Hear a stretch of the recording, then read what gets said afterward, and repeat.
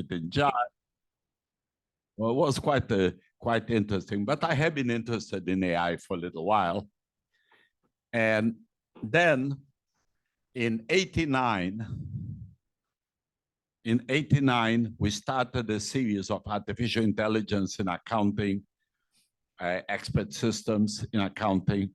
And from 89 to 2006, I think, we published 6 volumes of AI in accounting. And, Robert and Alan, you must remember this. Okay. 2005.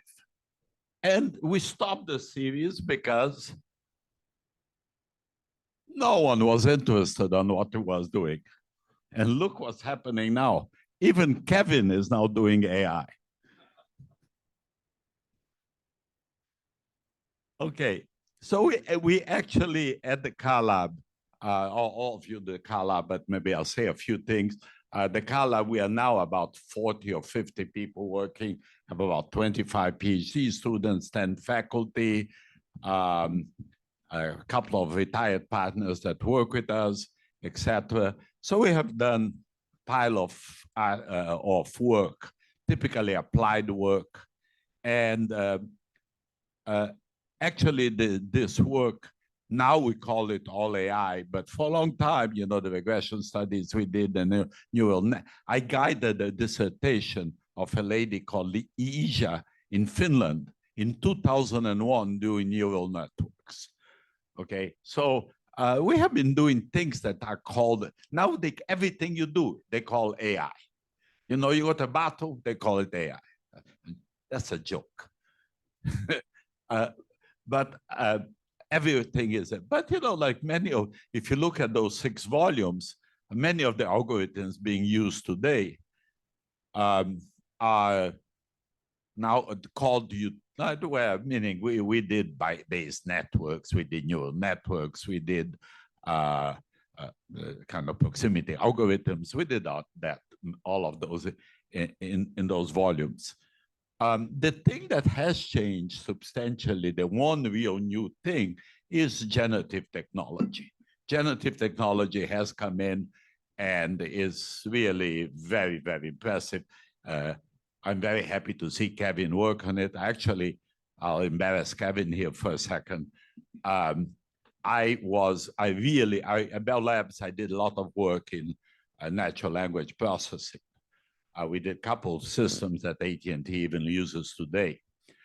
But I'm not allowed to talk about natural language processing yet. They still keep the property rights on it. So I was desperate to find someone do natural language processing at Rutgers. And about 12 years ago, I found Kevin, and has been very good. I have been very happy about this. And natural language processing is the one area of AI that really changed because of generative technology. Now, generative technology itself is not like from November to 2022. Generative technology, maybe 3-4 years before that, had come out. And actually, the seminal papers, the seminal paper really was developed by Google. Generative technology came from Google, but OpenAI managed to basically popularize it. And the other thing is that companies like Google and Facebook and etc. had the problem that generative AI sometimes generated some very bizarre type of things, what we call today hallucinations. And they really didn't have the courage to put a tool that of general use into the public domain that would do some weird things like racial prejudice, gender prejudice, or whatever. But OpenAI really didn't have too much to lose. And so they let it out. And you see what has happened. Even with all the crises within OpenAI recently, they are valued at something like $90 billion, valued most of the car companies in the world. Okay, so because it's a very powerful technology.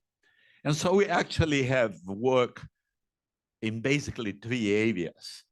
We did a lot of things in machine learning. And we have been doing for a long time with a lot of corporate data. And since we got Kevin, we have done several things in natural language processing, and kind of pushing RPA as AI is maybe stretching it a little bit unless you add some other things to it. But we have done like 5 large projects or medium-sized projects with middle-sized CPA firms that have been quite interesting and useful. And so this is a list, which I'm not going to them because we don't have time. But for example, we had these 2 projects in machine learning that one is predicting going concern, the other one using semi-supervised learning for detecting fraud type of things. And they were presented at the PCOB this year. The 2 girls that work on it, Yugu and Lanchin, were invited to spend a year at the PCOB, and I think they will.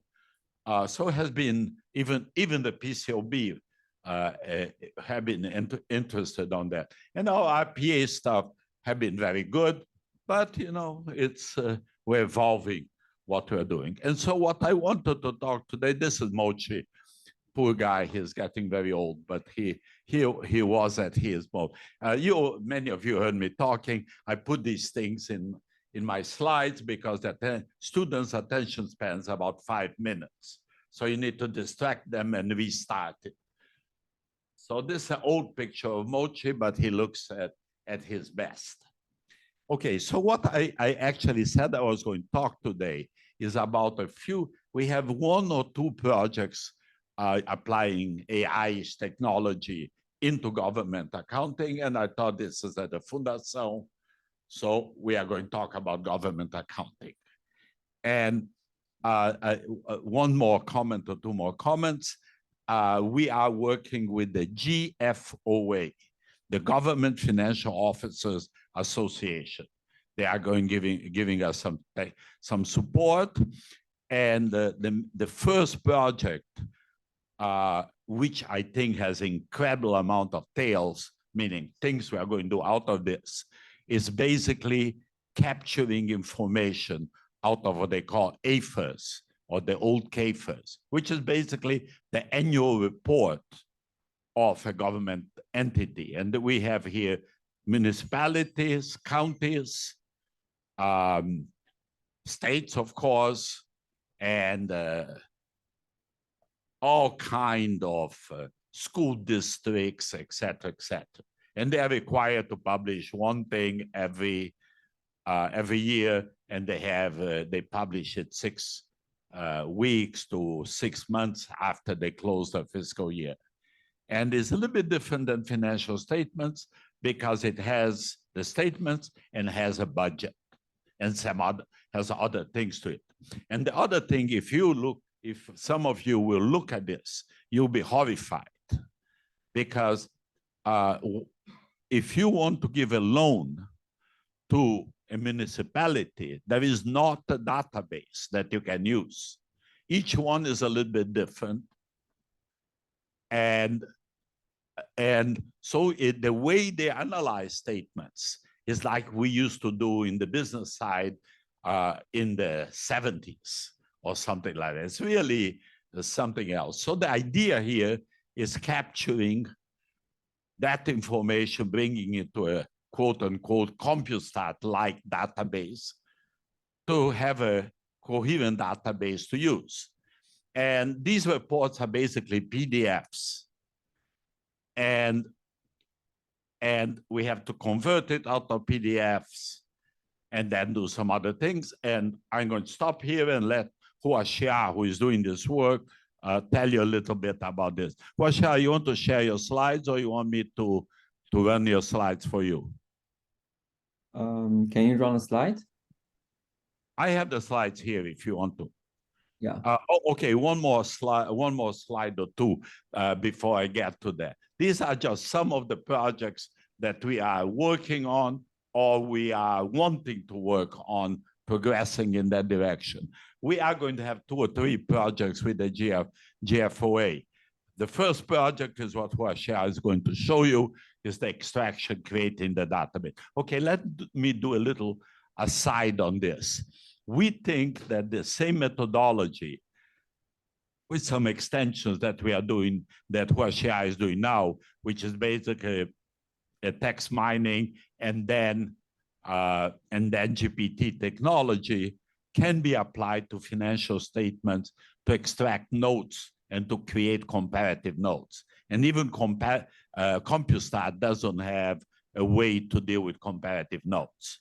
So we are expecting to extract, to squeeze much more data out of reports. But what I have asked GFOA is to find us a municipality or a state, whatever, to work with us with real-time data.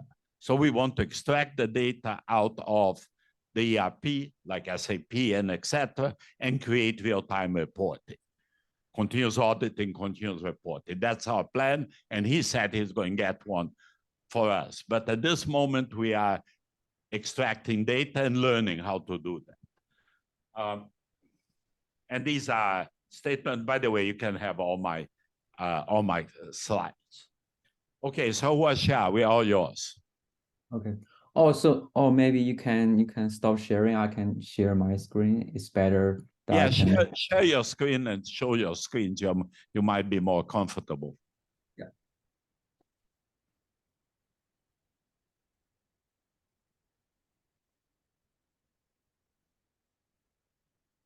Stop share. Okay.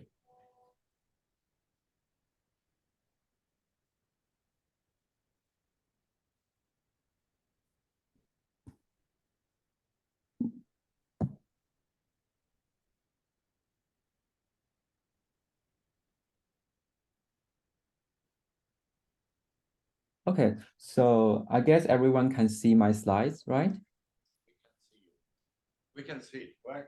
Okay. Okay. Okay, so good afternoon, everyone. My name is Huaxia Li. I'm the fourth year PhD candidate at AIS department. And I'm really honored to present our project entitled Extracting Financial Data from Unstructured Sources, Leverage Large Language Models. This work is co-authored with Harry Gao, Chen Jiang, and Professor Miklos.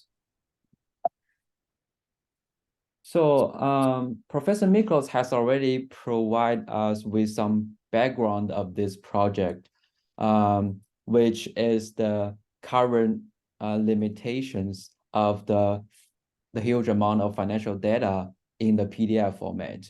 One of the typical example is those statements embedded in the government financial report. Typically, they are published in PDF format like this. The format is quite inconsistent. The account name is not consistent. Everything is just not like a standardized database. And other types like the contracts signed by the governments or two parties, also those sustainability reports, which are also usually published in PDF formats. So we think there are a lot of accounting data embedded in this unstructured format files. So, and we noticed that with the advancement of large language model at the end of last year, maybe we can leverage this technology to transform those human-generated information into a more standardized database. And here we try to develop a framework that can do this job. And we think the framework can provide insight for the market participants, the policymakers, as well as the researchers. So a quick rundown of this whole project. We developed a framework that can process the PDF format data and extract the predefined financial data from it. We follow the design science research methodology. Some key steps include data preparation, prompt engineering for the LLM, batch query with LLM, and database construction. So in order to validate our framework, we select and work with GFOA because there is no centralized and electronic database for the local government area in the US. we think by validating our framework in this area, we can also contribute a lot in the government area and also provide tremendous data set for researchers. So we have two objectives for this framework. The first one is we want to make sure that the data we extracted can be matched with those human extracted data. And the second thing is we want to make sure that the extraction can be automatic in batches. So here is the whole design of the framework. We start with the PDF files, and we do some data pre-processing to make them machine readable to the Python coding as well as the large language model. And we further retrieve each page content into LLM to do the extraction and finally convert them into database. So I will go into each steps in detail later in the slides, but here is the general idea. Here is the ultimate goal of our framework. We want to convert those different types of statements embedded in the financial report into a more standardized database, perhaps in Excel format or CSV format or a more standardized relational database. So the first step is about the data preparation, because the PDF files is not friendly to machine. So we need to using certain tools to convert them into machine readable plain text file. After that, we will use LLM to read the table of content of those large report, because typically for efforts, which is the annual comprehensive financial report, they occupy more than 200 or 300 pages. So it is not efficient for the users to input the whole PDF file or the whole file into LLM to process. So that's why we read the table of content in order to extract only certain pages and later on input them into LLM. This can save the computational cost as well as increase the accuracy. After that, we still notice that there are certain sections which occupy extended numbers of pages, such as the notes section, which usually occupy more than 50 pages. That is still a little bit too long for LLM to process. So that's why we're still using some keywords to filter each page within the section we get from TOC to refine the page range. So this is on the left-hand side, and on the right-hand side, we further convert the whole PDF report into a page dictionary. So what is a page dictionary? I'll give you an example. So here we use the page number as the key of the dictionary, and we use the content as the value of the dictionary. So after this transformation, we can establish a one-to-one mapping relationship between the page number and the page content. So with this dictionary in hand on the right-hand side, as well as the page numbers we get from the TOC from the left-hand side, now we can retrieve the specific page content based on the page numbers as well as the page dictionary. So we have the content. Now we need to think about how should we ask LLM in order to get the specific data that LLM can help us extract. Because the way you ask LLM is correlated with the answers you get from it. So this is typically called prompt engineering, which is how you ask ChatGPT, for example, ChatGPT, in order to get your desired answer. So in this framework, we introduced 3 methodologies from the existing NLP research, including the first one, instruction learning. So instruction learning is we try to describe our instructions as explicit as possible. So in our framework, we split the prompt into 3 sections. The first one is about role and context. We tell LLM that, for example, you are an assistant who is good at extracting financial data. Then we define the rules for LLM. For example, we say, find each value by recognizing the row and column names, and also output your response, strictly follow the JSON schema as what.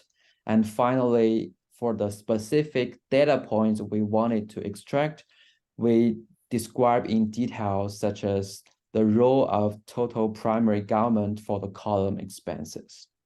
So usually, if you can organize your prompt like this in a structured format, or according to Gu et al. 2023, they call it prompt protocol. So this can significantly overcome the hallucination issue, as well as the inconsistency issue of the large language models. The second technique we use is called zero or few shot learning. So this one is basically about whether you provide examples in your prompt or not. So one example is we try to let LLM extract long-term liabilities for a specific column. Then we try to supply some example names of the long-term liabilities, such as lease liability and others, for it to get some idea what is the typical long-term liability looks like.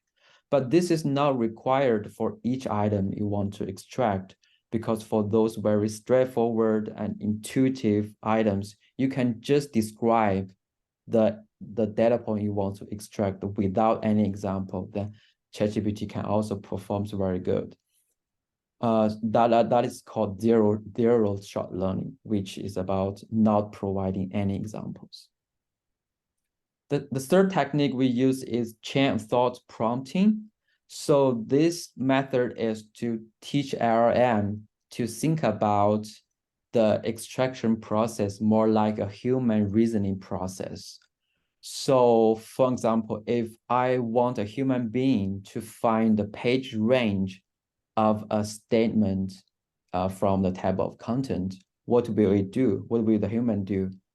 I guess they will try to find the first page containing the statement, assign it to a value, then trying to find the page number of the immediate next statement following A and assign it to B.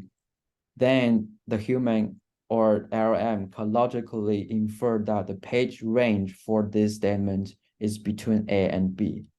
So we try to describe this following the human reasoning process to ChatGPT,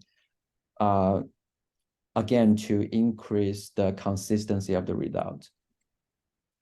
So now we talk about the data preparation. We talk about the prompt engineering. That means we already have the context data. We already have the optimal prompt. How can we query LLM in order to extract those data points? So I guess most of you have already experienced ChatGPT using the web browser, where you type your questions and waiting for the answers. But this method is not very efficient for data extraction tasks, because human being cannot perform 1,000 query like this through the web browser. So that's why we formalize our prompt using a Python function and connect it with ChatGPT using API in order to increase the efficiency and enhance the deployment.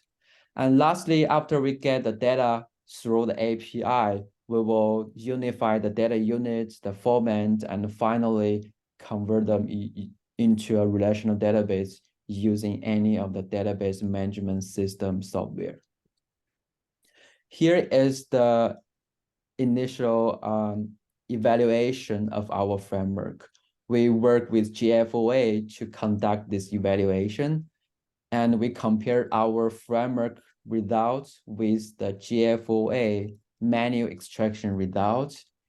The first round generated 96% accuracy with 0.03 variance. And it took about 8 minutes to run, including 4 minutes to do the conversion, 4 minutes to run the code with LLM. And we further refined the prompts based on those errors observed. And the second one generate 100% accuracy with only 4 minutes to run because we do not need to do the conversion again.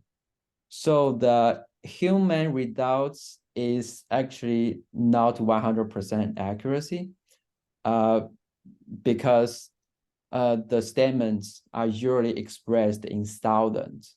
So when human beings are doing the extraction, they usually omit the thousands when they copy and paste. So that's why that causes a significant higher amount of variance here.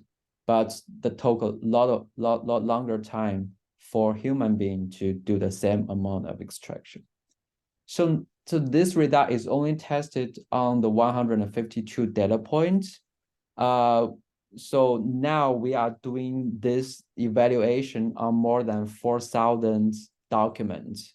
So we believe the accuracy will definitely go down a little bit, but I think the large sample testing will give up more solid confidence about our framework and how we can further refine it. So to conclude, we developed a framework that can extract financial data from unstructured PDF format files. And we believe we contribute to both the academic and the practices with a methodology. And we think we also shed light on the potential of LLM as an alternative approach to the traditional costly data standardization method. Now, the governments are implementing the XBRL in order to label the data before they can be created into a financial report. But we think that maybe we can think in the other hand, from the other angle. Why not we just directly took those human-generated financial report into LLM and let LLM help human being generate a standardized database. Those will avoid those costly data labeling process, as well as avoiding those extensions that are usually caused by the XBRL. So yeah, I think this is a very brief introduction, and we have the paper detailed every prompt engineering details we used. So you can scan the QR code to refer to our paper on this one. Thank you very much. Thank you. And let's go to my slides here. Okay. Up. Okay.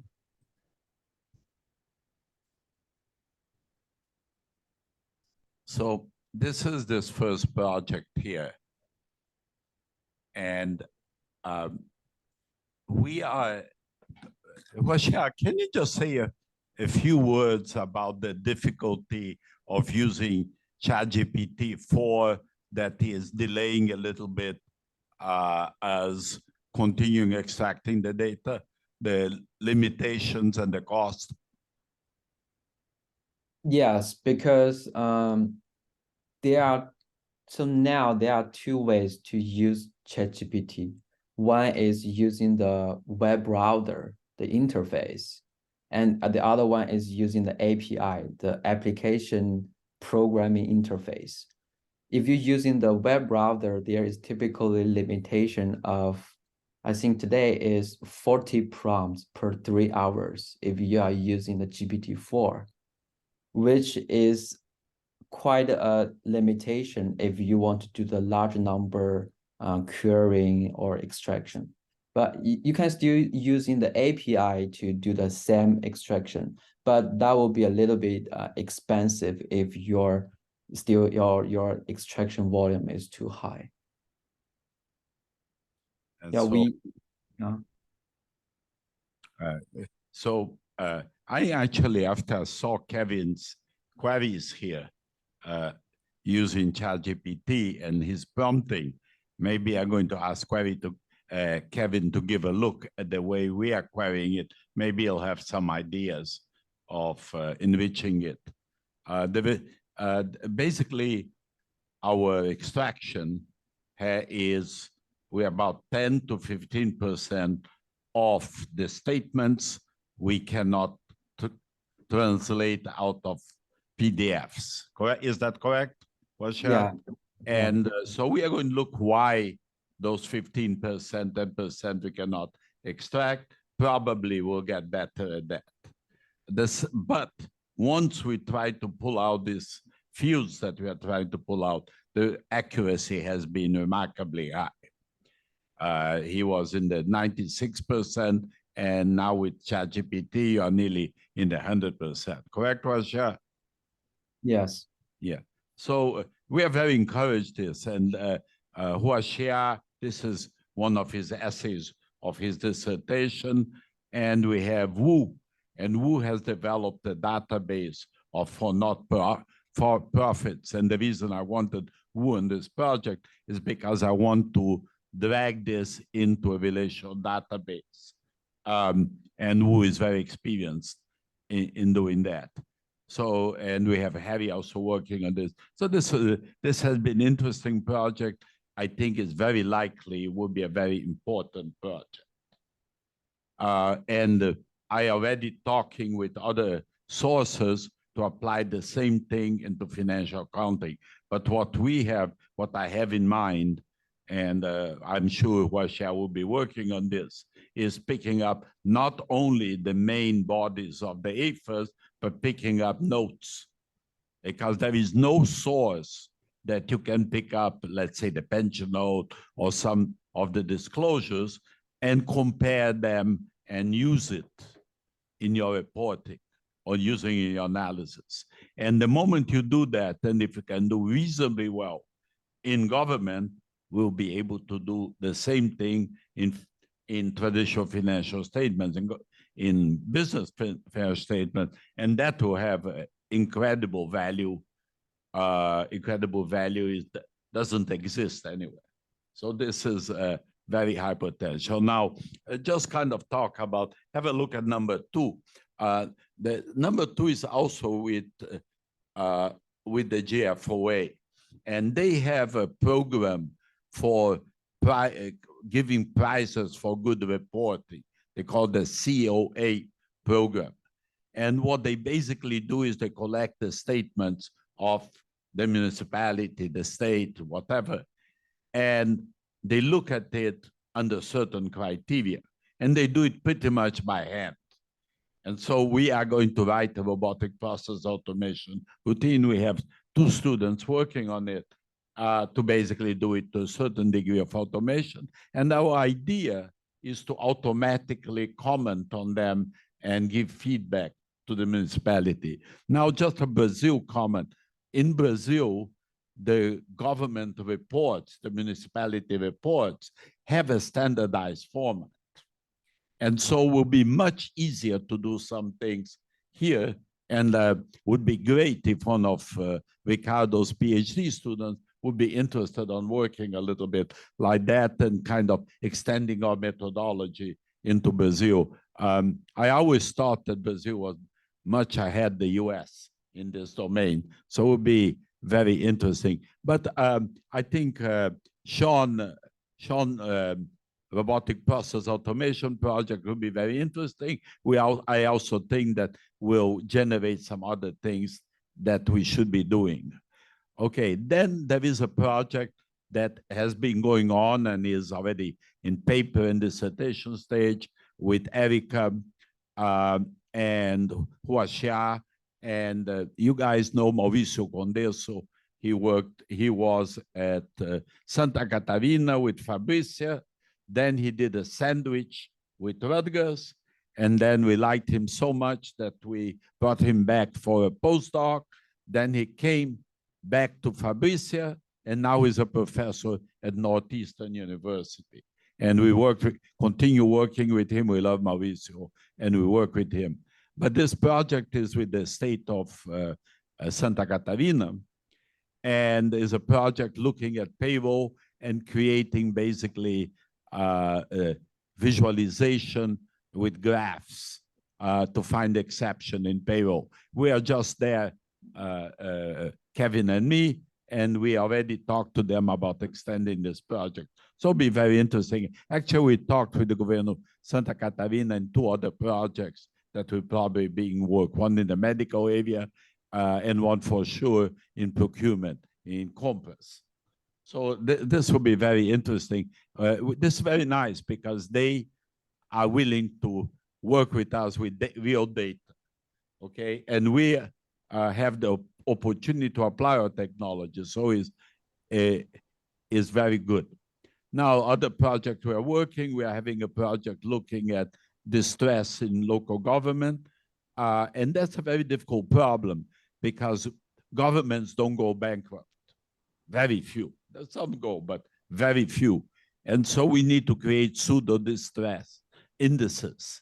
And that will be very, very interesting. It has already moved pretty well. I would imagine Katrina, that's her name is Huaxia. I imagine Katrina will be defending her dissertation within this academic year. So she's making reasonably good project. And there is one more project that we are looking at the secondary municipal bond market on the website disclosure. And it's actually not the CARLab group, is more the financial accounting group. And what I want to do is a series of other projects on this domain, but now continuous monitoring of financial statement with ERPs and et cetera, et cetera. So I actually think we'll be working more with governments than with corporations. And why? Because it's easier to get data from governments. And so, and we, of course, we don't exist if there is no data. So, so this was Huaxia's, a little bit of entertainment here. I was visiting at the SEC, Security Exchange Commission, a few years ago, and they told me, go to Street 17 and Avenue D. I went there and there was this picture, and I was very happy. It was raining, I was pouring, ready. But I said, oh, that's my daughter's film. They are advertising. So I got very happy with the whole thing, even if my underwear was wet. Bad detail there, correct? And look what happened, Oscar. And so and I do this for 2 reasons. One, for entertainment. And the second reason is I want you guys to watch her movies. So that's what it is. And that's my granddaughter 4 years ago holding the Oscar. Okay, and we also went to the BAFA meetings, and she won the prize, the best film. But I had to take James to the bathroom. And so I missed the big moment of delivering the prize. But fortunately, on the way back, I actually was the moment that they were closing. So I saw them getting the award. And you see, I don't always dress sloppy like this. I even wear a black tie here. Okay, so this was Huaxia's project, and I'm kind of running out of time. So I'm going to just tell you a little bit about the other ones, but oh, this is another good one. This is Mochi. And about, Ricardo, you already knew this. About 4 years ago, 5 years ago, I talked with TCU. And TCU wanted to do some project together. The head of it, you will remember that, Washington. Yeah. And the chairman of the TCU was Arnoldo Cedras. And so I went to Brasilia a couple of times. Kevin went with me to Brasilia, etc. And after a year, they told me that they couldn't give me any data, and we are not going to do a sponsor project. But they gave me the Medalha de Mérito. So yes, I wasn't too happy, as you can realize. So I put the Medalha de Mérito in Mochi, and Mochi was very unhappy too. So he didn't like the model at all. That said, guess who is visiting us Friday at Rutgers? TCU. And now they spent a week, they spent 3 days in New York looking at AI applications in government. And so we are meeting with them. Maybe we'll have a project with them. So never despair. Okay. So this is the bond, the secondary bond market study. I ran out of my time, so I'm not going to go to this. But let me just say, these are finished papers, not finished, but they are in person. I can give you the paper. And we collect the data out of the Wayback Machine, which is I don't know if you know what Wayback Machine is. There is this, basically a website that collects pictures of the internet year after year, time after time. So we went back that and used it to collect changes on the situation of the variables and collected the data and et cetera, et cetera, et cetera.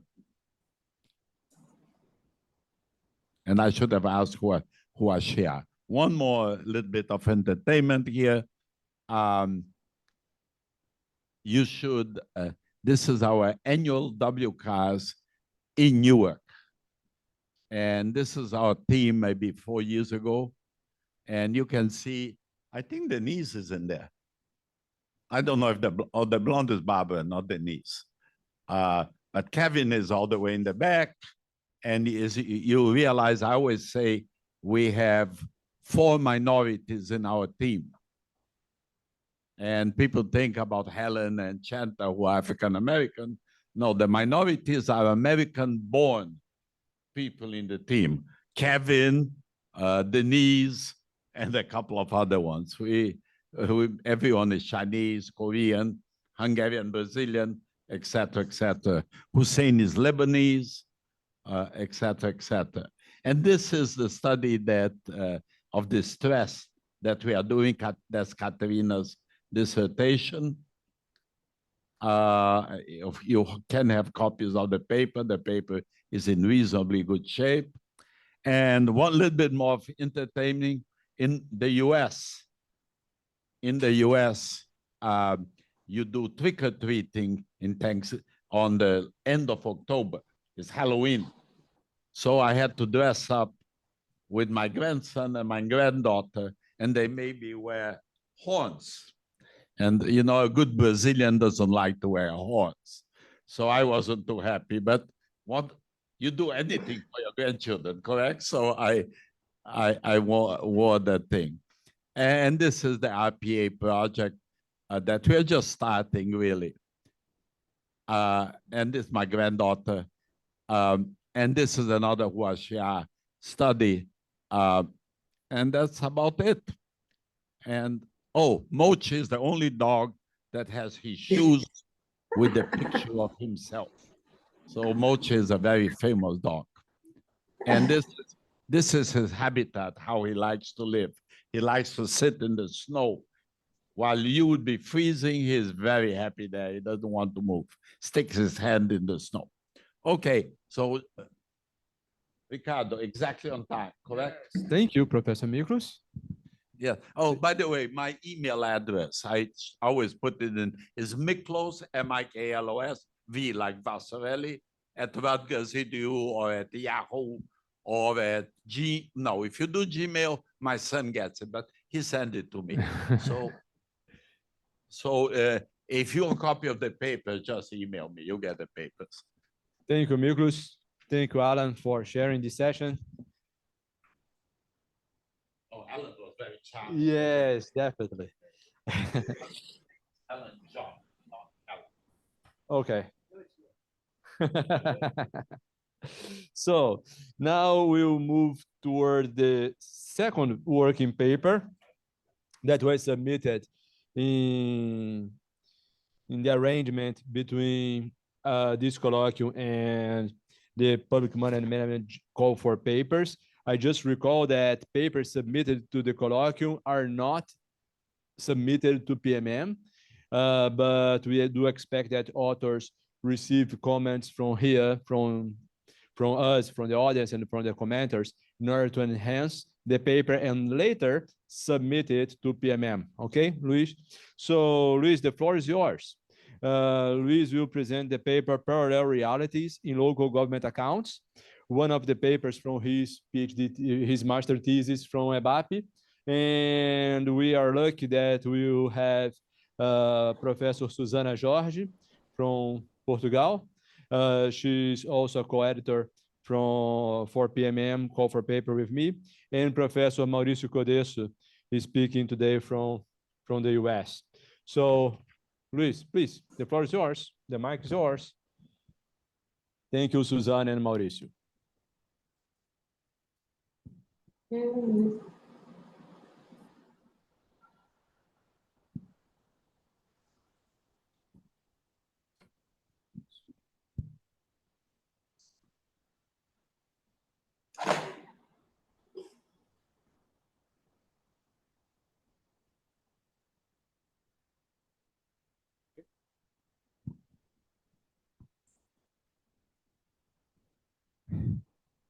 Okay, good afternoon, everyone. First of all, just need to thank the first for the invitation, Professor Ricardo, and for the two professors who are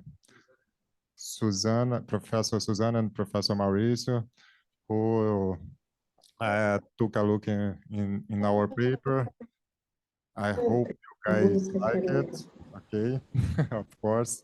Well, in my slides, I will be honest, there are some stuff in Portuguese and some stuff, and most of the stuff in English, of course, but some stuff in Portuguese because it makes it more fun and more clear. The purpose of what we try to bring in the attention in this paper, okay? First of all, talking about the title itself, the title, as you guys know, Professor Ricardo, he has a very good sense of humor, and when he invited me for this, for my master's degree, for my dissertation, he brought a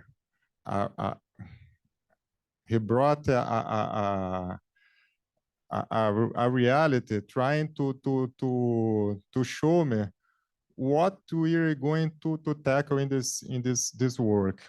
And the problem is because as you guys know, the financial reports presented not just by the public entities, but also by private entities itself.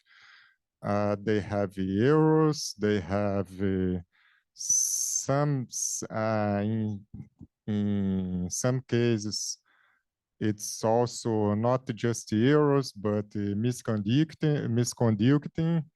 And we are trying to see, in this case, that in case of Brazil, that public entities, they are obliged to present their financial reports for different control bodies. In some cases, not in some cases, but actually in a lot of cases, they presented different realities, and that's why parallel realities for the financial report. And financial report is something that happened in the past. It's just a report that what happened in the previous year.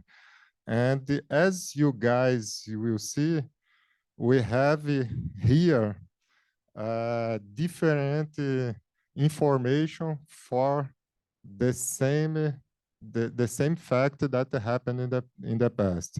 So with me, I have Professor Ricardo and Professor Felipe as co-authors of this paper. As I said, I put in Portuguese this phrase. This is a famous phrase from Pedro Malan. Pedro Malan is a former minister of Brazil. He says that in Brazil, even the past is uncertain. Em português, no Brasil, até o passado é incerto. E why he said that? At that moment, there was a problem in Brazil that, well, for who lived in that time, who was in that time, remember that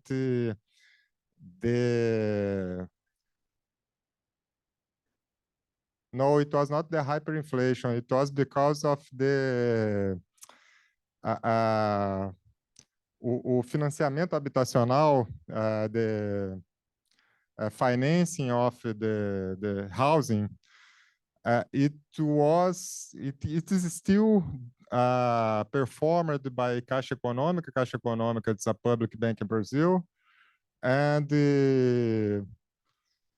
there was, because of the hyperinflation, this is correct, the hyperinflation, it was the correction of the finances, the financing, it was not payable. It was crazy. And everyone who had financed their house, they had, not everyone, but in many cases, they have a debt which was even higher than the house itself. So, this was a problem at some moment, I think in 91 or 92, then the Brazilian government just, okay, no one is needs to pay their debt anymore. So it's all paid. So, but at that moment, who was going to pay? If no one is going to pay, someone has to pay. that's the logic. That's a logic. So, but it was like the government didn't say anything who was going to pay, because of course, if no one's going to pay, someone has to pay. And at some moment, Pedro Malan, it was like 5 or 6 years later, he was the minister of finance minister, and then he decided, okay, of course, the government itself is going to pay for everything, and then they had to put in the balance all these debits for everyone else, and this was a big hole in the public finances in Brazil. And that's why he said, no Brasil, até o passado é incerto. This was, okay, it was in 97. This phrase, the time that he said this phrase, it was 97, if I'm not wrong. Yeah. And as I said, this problem of mistakes and misconducting or whatever fraud itself in finances, in reports, this is actually, unfortunately, quite common. Very recent case in Brazil, it was the Lojas Americanas. And this was a big scandal. Everyone knows 20 billion reais in fraud. Okay. And talking about this parallel realities, we have also governments and everyone who has the power of the narrative and putting different realities. That's why you are saying parallel realities. And this is not about the government itself. This is not about Bolsonaro. This is not about Lula. This is not about. This is actually spread everywhere. Populist governments, they use this artifact of creating a narrative, creating a reality, And this was a picture in a very famous book, 1984. And he says, George Orwell, he puts that this amazing phrase: who controls the past controls the future. Who controls the present controls the past. Who controls the past, the present, creates the narrative for the past, and of course, controls the future. And this is the whole introduction for this paper. And this, as I said, everyone pays for this stuff, for this problem. And this is just about what happened in Brazil in the last 20 years. As you guys can see, yes, our PIB had it's like a electrocardiogram. And if you get a previous past, like 30 years, 40 years or whatever, you guys will see the same behavior that happens all the time in Brazil, and Brazil continue to be the country of the future. Always, since the military regime, we are the country of the future. Okay, so in our paper, what we try to do, it's just grab the information, the financial reports from the CConf, this is the Secretary of Finance in Brazil, and also from the court accounts from each state, not actually from Piauí and the Rio Grande do Sul, two different states, and they try to compare. They are, as I said, they are realities from the past, so they should be the same information. But as you guys can see, the information which is submitted to the Court of Accounts is this beautiful piece of sheet, which it's really hard to read, even if you are not a machine, by your eyes. It's really hard to read.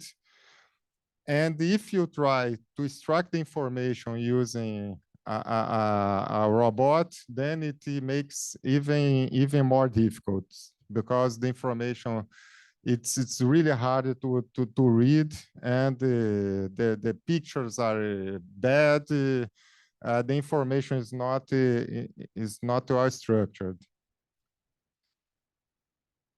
Well, from our database, as I said, from Rio Grande do Sul and Piauí, we had more than 200 municipalities in Piauí, almost 500 municipalities in Rio Grande do Sul. And as we can see, even the information what's demanded by law to be reported, in many cases, you cannot even find the information. The financial report is not published itself. So as you can see, for a number of municipalities, we could not grab the information from the Court of Accounts from Piauí. In case of Rio Grande do Sul, we had not this problem. And then our first hypothesis was that the financial, as I said, as the parallel realities, our first hypothesis was that the information was different from the two different control bodies. They should be the same. The information should be exactly the same, because it's information, a piece of information from the past. and they are just submitted for two different control bodies. But as we can see, in case of Piauí, we can see easily more than 30% of the municipalities, they just give different informations for the two control bodies. In case of Rio Grande do Sul, the reality it's better, but it's still we cannot say that it's something that we can celebrate, because we have 15–20% of the information wrong. Then because we have from different control bodies the same piece of information, we are not able to know which one's the correct. If anyone's correct, it's like it's a big mess. Okay, in terms of our another hypothesis that we had, it's that Rio Grande do Sul, because Rio Grande do Sul, the level of automation, it's much higher than the Piauí. Our hypothesis was, okay, if the level of automation is higher, then we have probably the quality of the information will be better. And this we compared by TU student for 5% of T student distribution, and you can see that this is a correct hypothesis. In terms of the year we compared two different years, 17 and 18, just to see if the information was improving with the time. And we also compared the balance sheet with the budget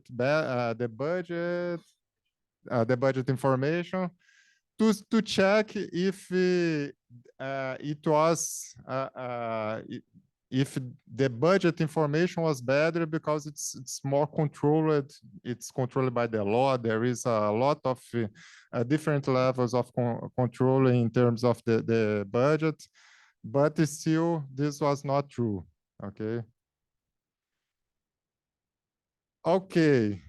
Then we tried to compare if this was something. We know that in Brazil, the poor elector, the poor voter, the information that he has, it's not good enough. So, and because of that, in many cases, the person who the voter elects, it's not good. We see that many of the level of education of the mayors, it's not good.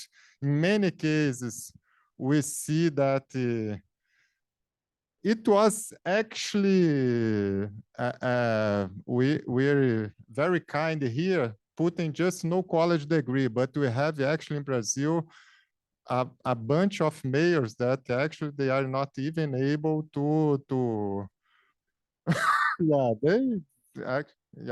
literate. Yes, they are in terms of the education, they are very low. And but we just compared for mayors that has a college degree and the ones that they don't have. And as we can see, for we have actually half and half municipalities here for Piauí, half and half for Rio Grande do Sul, and the distribution, it's all the same. We could also calculate the modified contingency coefficient. We see that there is no correlation at all. So the level of the education of the mayors, it's not correlated at all with the number of errors, the number of inconsistencies in the reports. Then we try to compare, let's see if the elector, the voter, is able to grab this information that their mayors, they are presenting parallel realities, they are presenting inconsistencies in the balances, in the reports, in the financial reports, and try to okay, let's see if the voter is going to penalize these mayors. And as we can see, it doesn't happen at all. So the voter, and this actually was, we had this feeling that this was going to happen, because even for us, it was really hard to extract the information, to put it all together, and to compare and find the inconsistencies itself. The poor elector, it's even harder, of course. Okay, this I'm not going to go in detail in this table. It's just everything that we said before. It's here comparing. Actually, compare if the population, the size of the municipality influences or not the number of inconsistencies, and this is not true. This is not correlated at all.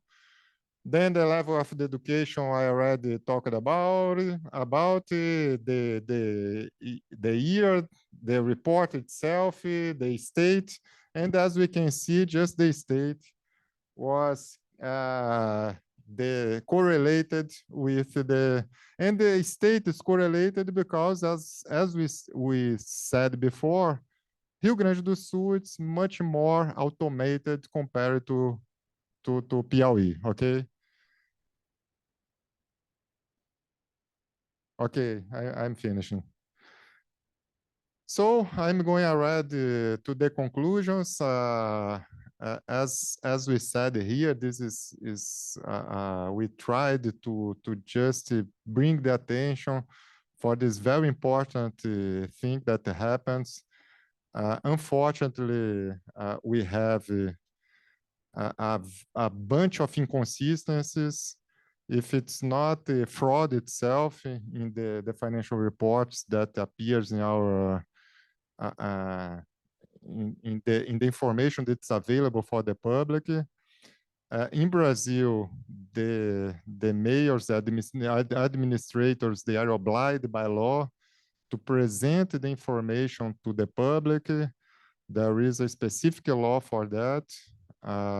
It's transparency law that they are obliged to do that.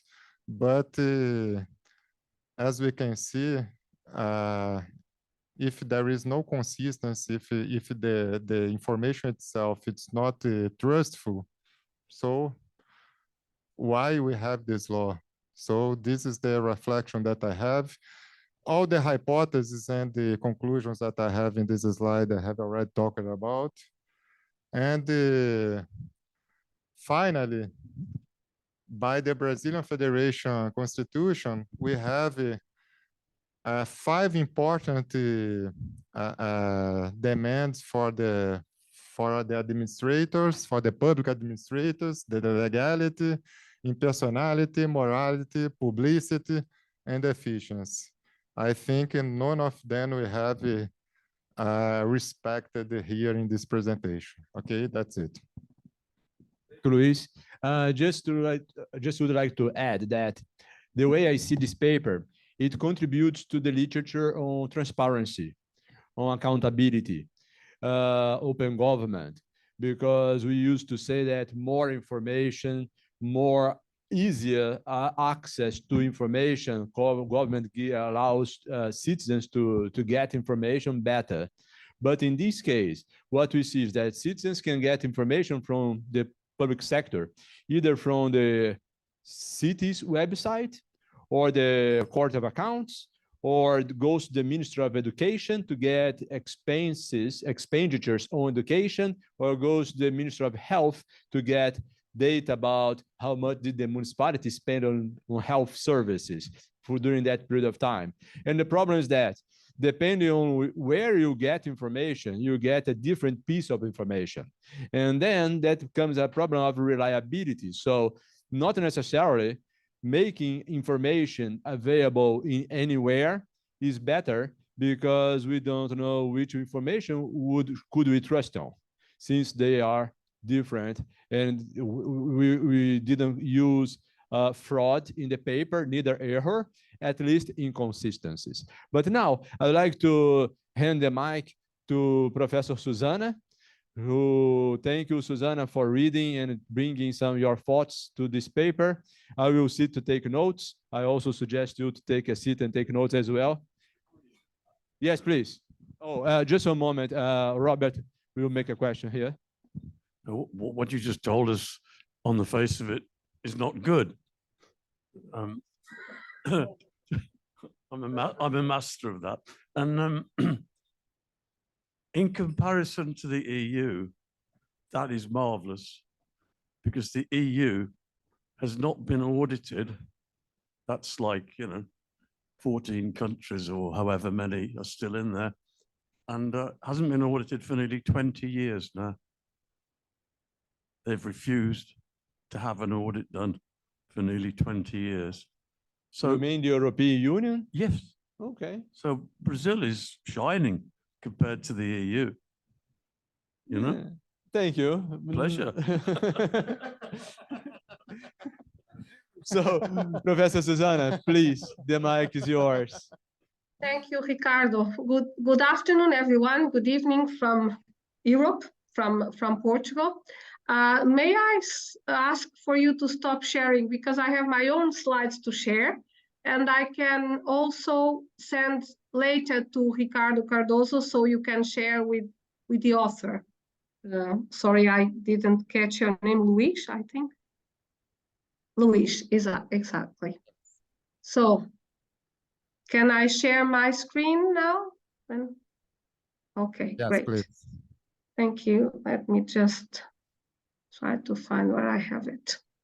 So again, first of all, I would like to thank for the invitation, and to Ricardo for organizing this joint event between, to invite us, myself and some of my colleagues who are around, as well as both as discussant, and also tomorrow we are going to present the special issue of the PMM. So this is a kind of joint event.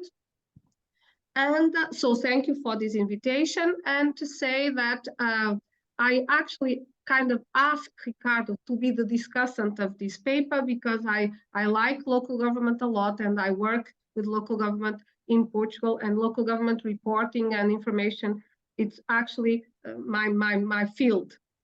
And the comments I'm going to make are on the basis of the paper I have received, which is clearly a draft paper.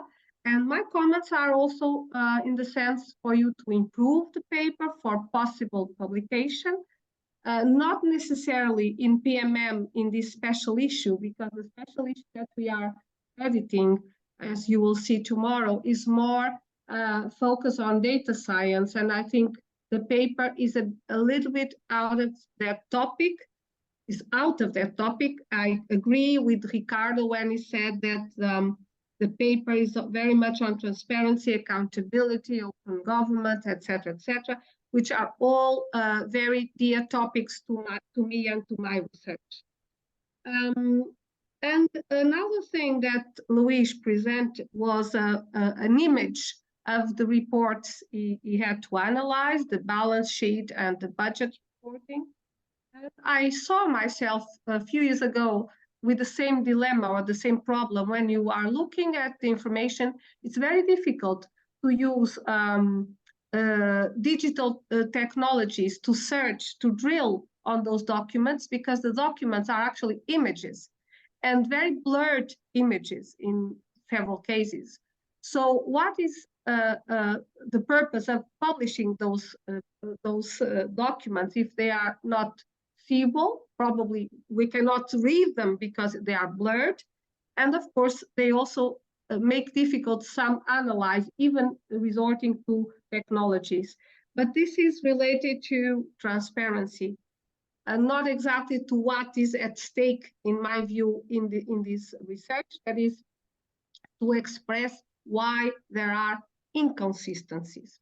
So I tried to systematize my ideas, and again, Luiz can take a note, but I can send the slides to Ricardo immediately after my discussion.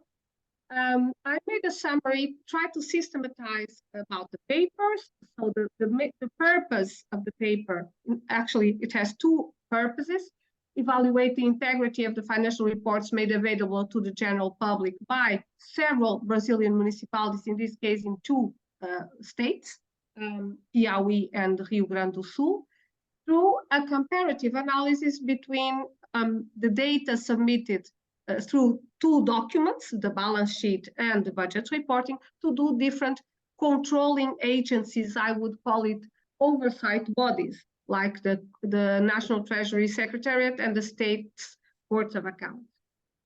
The final, or the second objective was to assess the inconsistencies, the first part, evaluate the integrity, but in fact it was to observe whether there would be inconsistencies.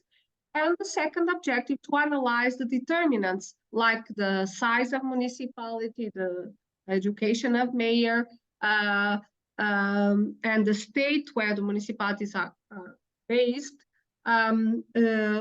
whether those determinants, those features, are determinants of the inconsistencies, and on the other hand, if those inconsistencies somehow affect the re-election of the mayor. There were the years that were particularly focused were 2017 and 18, even if the elections that were analyzed were later in 2020. Only two states, two agencies, and there were defined hypotheses about the roots and the consequences of the inconsistencies. This is what I had to do for myself to summarize. But having said that, I think, of course, the paper addresses a very important issue about these inconsistencies of reporting. But I found the paper, I'm sorry about to use this word, a bit messy at the beginning, a bit confusing. Like Luiz's presentation today, I miss your point, both in the paper and now here, where you talk about scandals and how this relates to the inconsistencies that are reported. Perhaps you can explain this better. So, and then even if you have that objectives clearly stated, the objectives that I mentioned in this slide, clearly stated in the abstract, then moving to the introduction, you present two questions that I was wondering whether they are research questions, because they are not really linked with the objectives. And the questions are, if publicity and legality are such important aspects, as you underlined again here, is it acceptable to think that a significant portion of Brazilian municipalities would present inconsistent financial reports when comparing the data reported to different control bodies? I mean, I'm not sure, because you are talking about the same document, like the balance sheet, with different numbers to the Court of Accounts and to the the NTS, the Treasurer. And that is not exactly a matter of intention of making fraud, but can be really inconsistencies in the way the information is prepared. So I was at some point wondering about the role of accountants and auditors here, because if a problem is misstatement and the problem of the source of information may not have a bad intention behind, it's just a technical problem. Because in Portugal, we also had that problem before in companies. We are dealing with that in the public sector, local governments in particular. And we are now, companies only report once, and several authorities, and actually they report to the tax authority only. And every entity, like the National Institute of Statistics or other entities that want to collect financial information from companies, they go to the same deposit. And that prevented a lot of inconsistencies. And that was nothing related to corruption or intention of, convey a message that is different than it is. So, and the other question you put was, in the case of discrepancies, with what interest would the rulers present different data? You do not answer this in your question. I mean, this is not related, sorry. This is not the second question I'm pointing here is not related to the objectives, is related to this frame that you use to your research that in the end seems a bit decoupled of the objectives that you have in this paper. Maybe I misunderstood, and though this is another thing that I found was the definition of inconsistency, the definition and what and how inconsistencies are considered. Are there inconsistencies between the two documents? Budget balance, the balance at the budget? I don't think so. I think you mean inconsistencies between reporting to one entity and to another. But then I didn't know how you consider those inconsistencies, sorry, because you quantify. So you put just they exist or they do not exist, 1, 0, because your dependent variable is a dummy. But how about the number and frequency? And how did you get that inconsistencies? Is there any report? Did you check their inconsistencies yourself? Which type of inconsistencies? Which is inconsistencies? Which source of inconsistency? And again, I wonder the role of accountants in applying accounting rules and the role of auditors in checking true and fair view.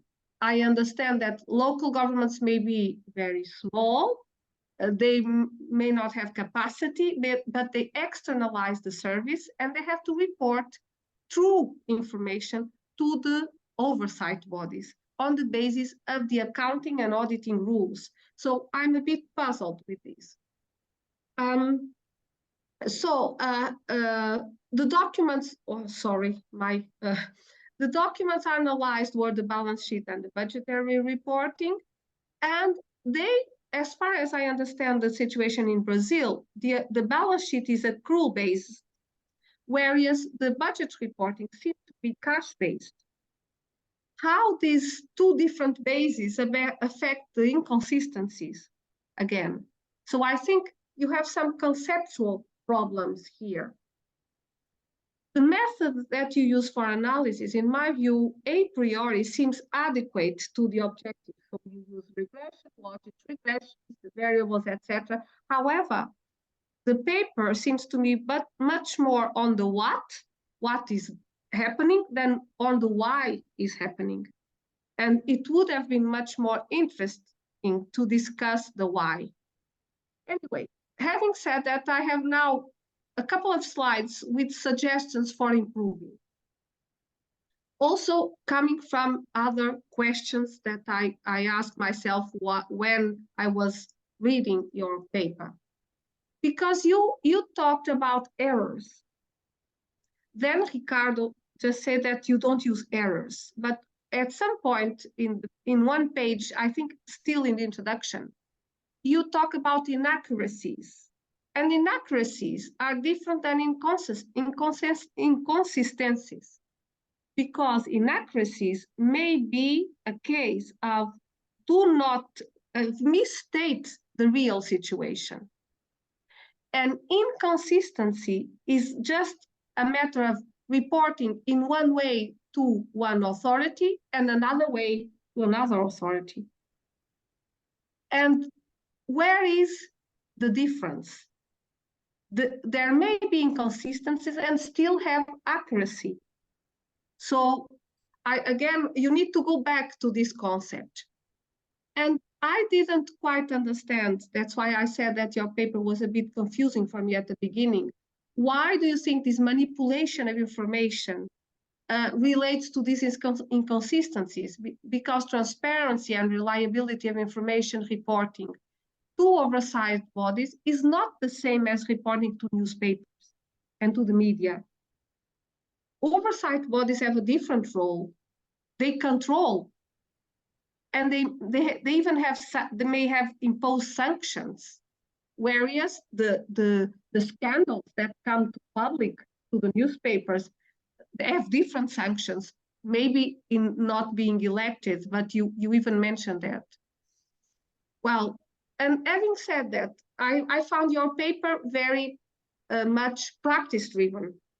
Being you a practitioner, for sure, this was expected, but you certainly need more, most references are not scientific, so you need more scientific references in the sense, I mean, from scientific journals and international references.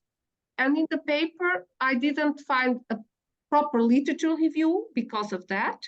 And even in the structure, you put some review in the introduction, and your hypotheses are sustained on their literature review, literature between quotes, because in fact you use a lot of practice reports coming from practice to sustain your hypotheses. They are not exactly driven from the literature, they are empirically based. And even if you are focusing on Brazil, the case of Brazil and the two states, you should be able to generalize your hypothesis at least to the other Brazilian states. For example, and about the hypothesis, I have other things that I observed. H1, I think, was about the influence of size. And I wondered why you use size as a dummy variable, because you could use size with the number of inhabitants, for example, or the total of the budget. Usually they are proxies that are used for size of entities. So I was wondering why you put size above a certain number is 1 and below is 0, so you treat it as a dummy. I didn't understand why. And in H2, 3, and 4, you put it in the negative form, in the sense, let me see if I can recap the hypothesis. For example, hypothesis H2, you say inconsistency in financial is not associated with the size of municipalities. Sorry, the H1 was the divergent. Not associated. This is interesting because usually hypotheses are positive statements. And if they are not corroborated, then you conclude by the negative part. So you assume immediately that they are not associated with size. So why do you test size as a, why do you test the size effect? You know what I mean? So this is a bit strange for me, the way you put the hypothesis. Again, H3, financial inconsistency is not associated with the level of education. So why do you study the level of education? Because you're supposed, the level of education was supposed to affect. If it does not affect in the cases of these two states, you have to understand why, etc., etc. There are, and also voters are insensitive to the existence. You should quote, you should state voters are sensitive, and then you can conclude by not being sensitive. This was a bit, I don't know if you saw my, maybe you didn't see. I was just looking for the hypothesis.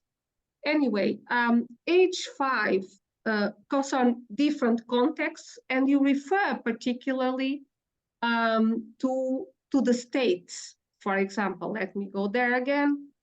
H5. Sorry, I think I miss it somewhere. No, it's below these.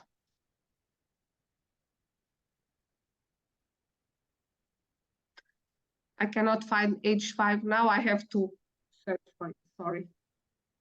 Yes, inconsistency in the financial report submitted by Piauí it's more frequent than in Rio Grande do Sul. I think, again, the way you put the hypothesis, because you should state that, for example, the way states, the type of state affects the number of inconsistencies or the type of inconsistency. So again, the hypothesis is not so well put here, and the same regarding the differences between documents. And some of these hypotheses are not related to the objectives. For example, H5 and H6.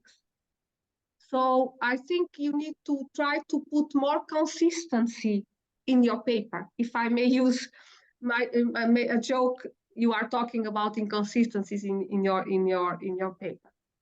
Anyway, just to finalize a few more points regarding to methods and findings. At some point, and I put, for example, in page 8, you introduce that you briefly mention, allude to digitalization. And also here, I heard you said that Rio Grande do Sul was more automated than Piauí. But nothing of digitalization is somehow addressed in your research question or objectives. So perhaps you should question about the usefulness of digital tools to deal with these inconsistencies and go to the root of the two states and how implementing platforms, for example, to direct reporting to the National Treasury and the Courts of Accounts would be easier and remove this inconsistency. I don't think it's a matter of ethics or deliberately misstating. Could be a technical issue. Then you use only 2 states. For me, it was not clear why these states, what these states represent in terms of the whole Brazil. You do not intend to generalize, but generalization could be possible within the Brazilian context. Also, we use 2 years, 2017-18, and I don't understand exactly why those 2 years in the paper. Maybe in your presentation today, when you present the electrocardiogram of the heart of Brazil regarding GDP, maybe there you can understand why these 2 years. But again, you are studying 2 years in 2 states in local government. So why were those 2 years important? The frequency of inconsistencies, where did you find it? In audit reports, did you count those inconsistencies or assess the inconsistency yourself? You need to explain this better. Then at some point, you do not talk about the existent inconsistencies or consistencies, but about the probability of existence of inconsistencies. And in this case, I was a bit confused again, because it seems that your dependent variable is not measuring the inconsistencies that exist, but the probability of existence of inconsistencies. And I already talked about this, why all dummies except year. I mean, for me, it was really strange to see this, because usually we use dummies for the year, and you put the year as qualitative variables, and then you use dummies for the rest of the cases, which was a bit strange for me. I've already suggested, for example, for size, what you could use. And the findings, after a topic that could be so interesting to explore, your findings are rather descriptive. And the conclusion repeats the findings that you present before. And suddenly more discussion is needed. And I leave you a few questions for you to think about, and maybe to improve the discussion of your paper. And to better align this discussion with findings, with research questions and purposes and hypotheses. All these have to be aligned, because you have some objectives and then research questions not related to those objectives. Then some hypotheses are also not related to the objectives. And the findings are descriptive of the hypothesis, but not exactly going back again to the research questions and the explaining of the why. So, challenges for you. Why there are inconsistencies? Do you discuss inconsistencies or inaccuracies? The reports are unreliable. Why? Why? Because they are not technically correct, or there is intention for misstatement. And why courts of audit accept to publish unreliable data? If for me this is a puzzle. If inconsistencies violate the Constitution, because you say, and you actually talk again about that in your presentation, why? What are the implications of that? Do citizens, and on the voting sanction, that you assume that there is no relationship, the negative hypothesis. My question, I wonder why, on the basis of financial statements, because usually citizens, there may be a problem of access to the information, but also understanding the information. And citizens do not vote, at least do not vote. There are studies, international studies on that citizens do not care about financial information because they don't understand. It's too technical. So maybe if you want to understand this hypothesis, maybe you should think about different type of reporting, like popular reporting that is better understandable and targeted to citizens. And again, I've already tackled this point as reporting and conveying information to newspapers. It's not exactly the same that the information, conveying the same information to the National Treasury Secretariat or the courts of the state's courts of accounts.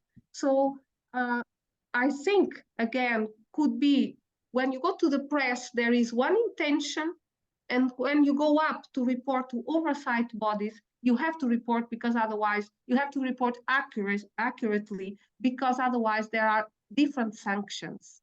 So I think, just to finish, that in fact your work is very much related to transparency, but much more with accountability to oversight bodies and to technical issues and how to deal with these technical issues, accounting technical issues even when you report to upper oversight entities, more than to citizens. So the part that you use to frame your research at the beginning is a bit decoupled from what you do in the rest of the paper. This is my point.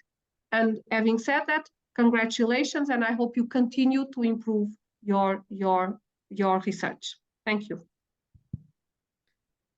Thank you, Professor Susana. I really appreciated your comments. I'm just going to respond one of them. I think probably it was not clear. Probably for sure it's not clear in the paper, and that's why you brought this comment about the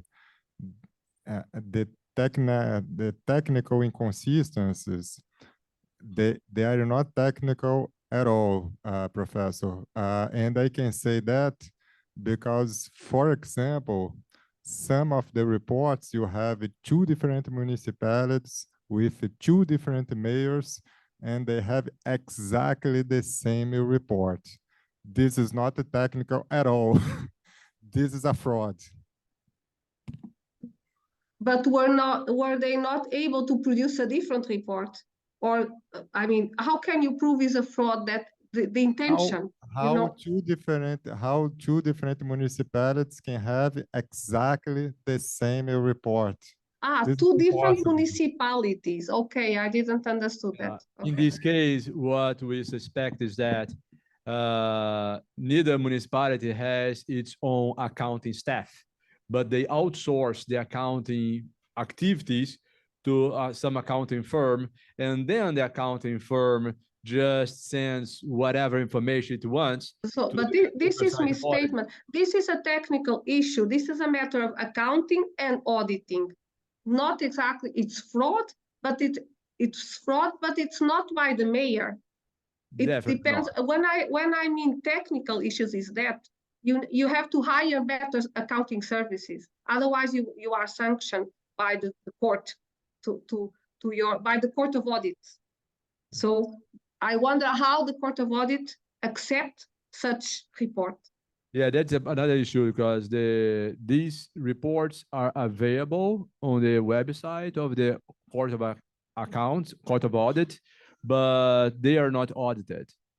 They are made public either from the National Treasury Secretariat website or the Court of Accounts website, but before being audited. And even if they are audited later on, and there is any rejection on the accounts or approved with some qualified opinion, even though the same numbers are still there available for society, even if the accounts are rejected. But I think that I'm afraid about time because we should move to Professor Mauricio that would also comment Luiz's paper. I finish here. I will send you my slides. Oh, yes, please, Susana, do that. I do appreciate. Thank you. Mauricio, please squeeze a little bit, go straight to the most important comments that you have, because before we have a refreshment and then you'll be the keynote speaker. So I don't want to waste your time that we will present, but discussing this paper now. You can later send us some comments. And then we also have Robert with some comments and Francisco. But please, Mauricio first. And then we go back to, just a moment. Let's hear Mauricio and then Robert and Francisco. Mauricio, please. Thank you, Ricardo, for sending the paper. So you can hear me, right? Great. So I really like this idea to work with municipalities. So I don't know if you remember that, but while I was in industry since 2006 until 2017, I worked for companies, especially creating payrolls and ERP systems, and I work with a lot of municipalities. So one of the things that's happened that's quite interesting in municipalities is every time you have changing the party, so we have election, next year they're going to change the system. It's pretty common. Was a lot of work, but it was very good. I made a lot of money that time. So I can't complain too much. Because one of the reasons is because the mayors, they don't trust in the system and what the other party were doing. So, I saw that you tested that. I thought that's quite interesting, right? So I know what you're doing here, but there is like two things, and I agree with Professor Susana that maybe it was the translations, but the euphemism for errors, misstatements, frauds, and group everything has inconsistency, it's causing a problem in the paper. Maybe you need to classify and show what's the difference. So what is a misstatement? What is a missing value? What is error? What is like different opinions and so on. And then later on, you can group by to do the analysis, maybe. But it should be different because because something that's not clear. Because I know there is some different size of the municipalities. They need to provide some kind of information, and for example, smaller cities, they don't need. So the missing data was a really missing data, or was because they're not required to provide that information. So it's not clear. Another part, for example, inconsistency. The inconsistency Professor Susana told right. So inconsistency is when I report the same information in two different ways for two different reports. This is inconsistency, right?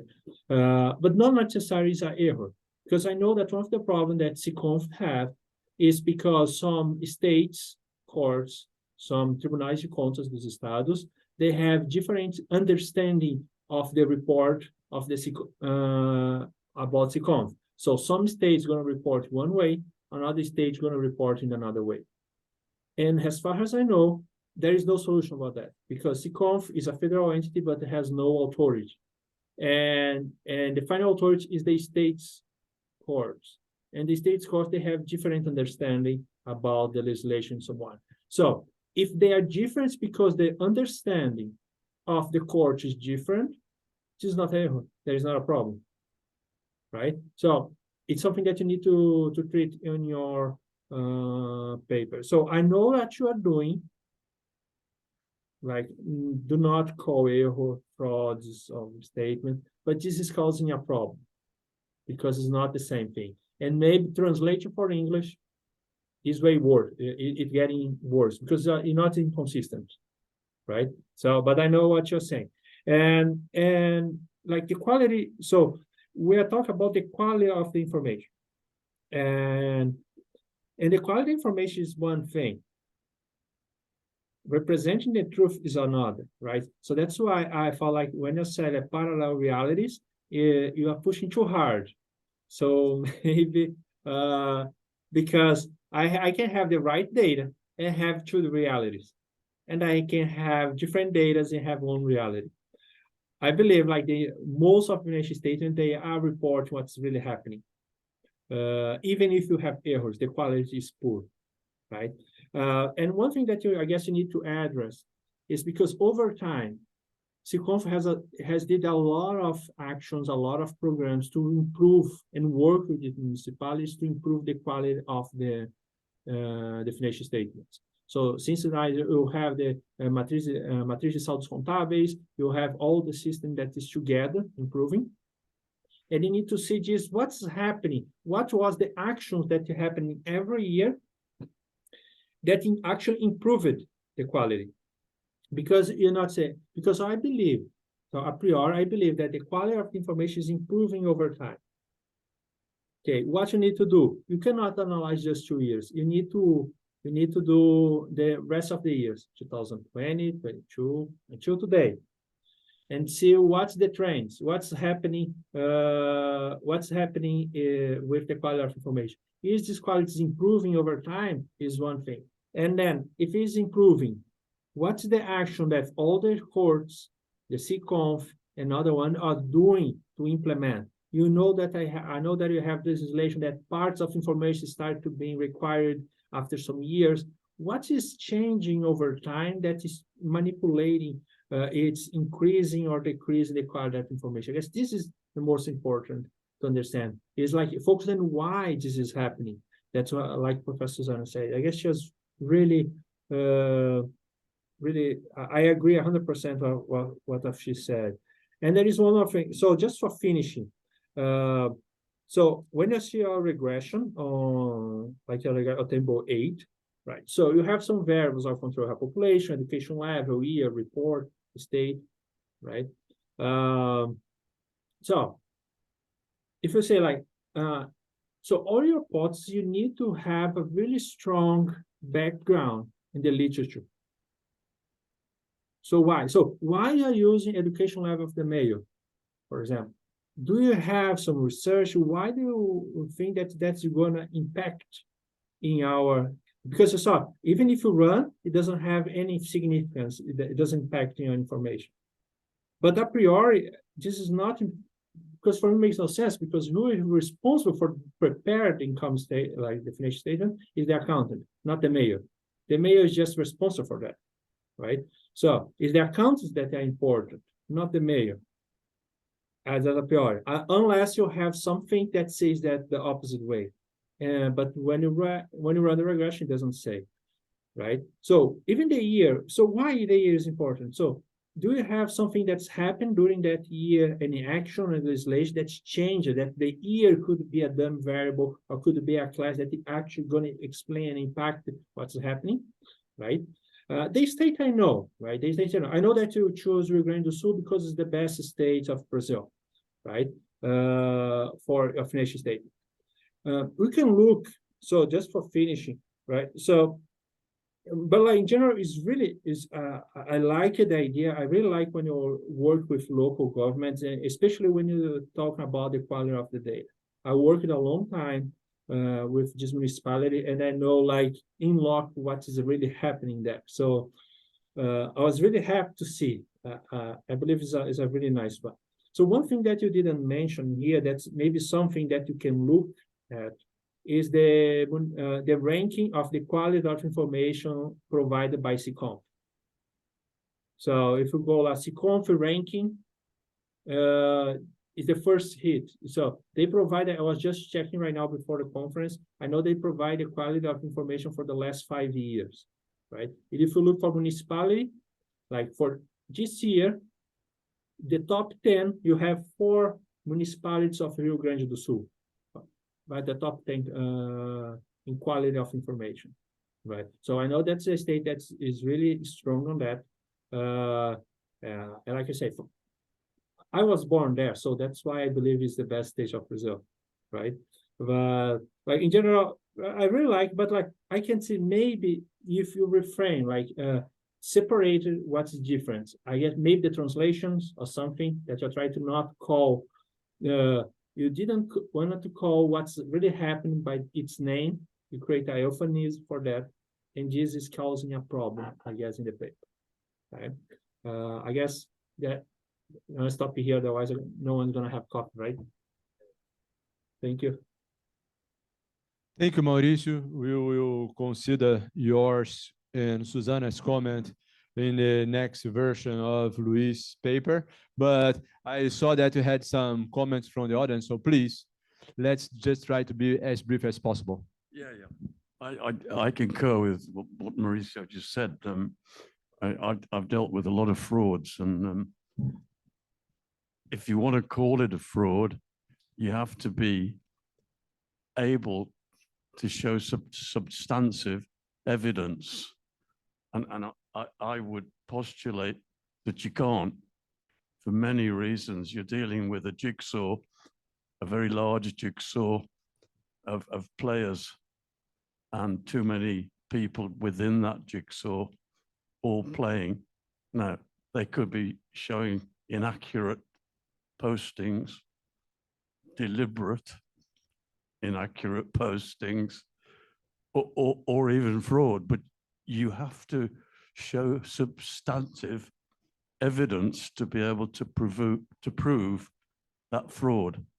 And I postulate again that, you know, you got too many players involved, and it would be nigh on impossible to show substantive evidence for any one of those, let's call them inconsistencies, which we all know in our heart of hearts are frauds, but we won't be able to prove them. Thank you, Robert. Francisco. Very briefly, I'm just going to end with a suggestion, okay, for you. I didn't read your paper, didn't have access to the paper. My comments are based on what you presented and the comments of the professors here, right? My name is Francisco Carlos, Dr. Francisco Carlos Ciossi, and I'm a former federal external control auditor. So my suggestion for you from everything is that I think the best contribution you could do for scientific or technical development on top of the subjects that you're focusing was the development of a typology of inconsistencies. Okay. Whatever you're calling that inconsistency, maybe as the work develops, you may want to change that. But basically, I think the best contribution would be that, okay? As we know, from the 5,600 municipalities we have in Brazil, most of them, I would say 99%, depends on federal contributions, be that for the food for the students, be that for the pensions for the elderly, okay? Some cities depends on the flow from INSS to arrive. Others have been created, other municipalities have been created in political processes. And with this, about 34 billion reais of secret budget that has been channeled through these municipalities. You can imagine what may have happened. So I think the first thing for everybody that wants to touch on the subject is to start seeing which kinds of inconsistencies you have come up to. So if you want a suggestion for a start, I would suggest CGU. Of course, it's focused on the federal resources that are allocated to the municipalities. Right? But CGU audits them on a sorting basis. Doesn't audit all of them, but on a sorting basis. So from the sorting, what's the detailed reports of CGU, of the auditing that they conduct in there, okay? You can start extracting these types of typologies. So if you want a reference for typologies, is Paul Felix Lazarsfeld, okay? He's the father of typologies. You can also find in TCU eventual specific works, where I see we're gonna have an allies presentation here tomorrow. Maybe these people also have some contributions because of the procurement. But my suggestion is that even with just 2 states, maybe you wanna expand to other states, but that your typology may feed other researchers in other states that wanted to get, deeper in the subject, okay? Thank you, Francisco. Sorry. So we are, how about time now? Yes. So please, do you have more questions from the audience? I saw that Carlos would say something.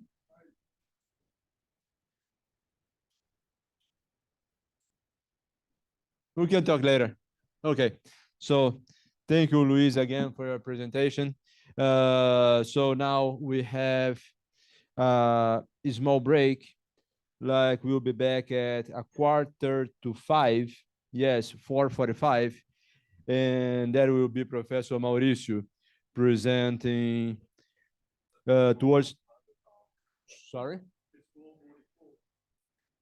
So it's time we have to get 2 minutes, hydraulic maintenance. Is it okay?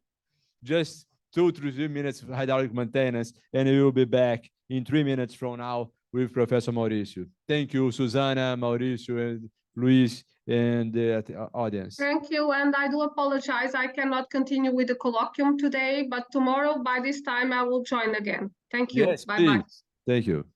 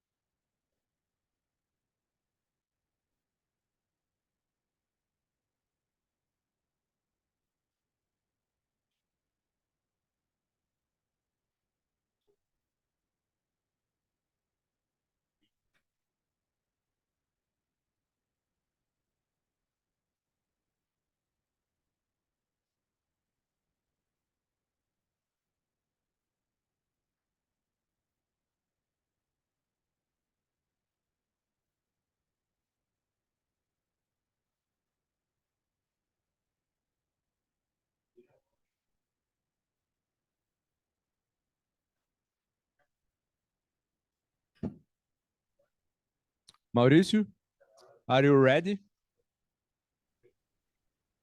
Opa. Here. Do you want to share your screen? Just to see if it works.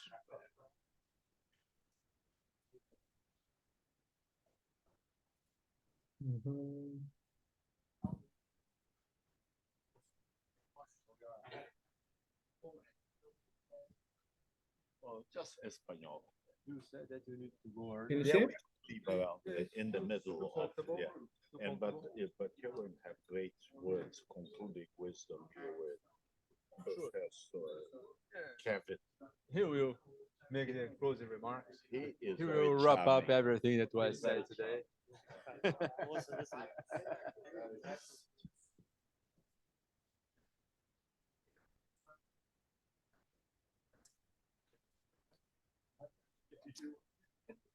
Maurício, a gente já pode ver a tua tela, tá tudo certo.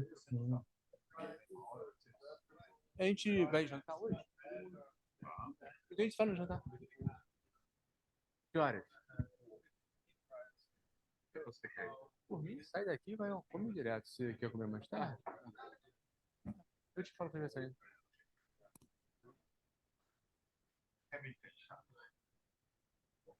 Ô, Miklos, que chapéu é esse? Well, guys, should we restart, please?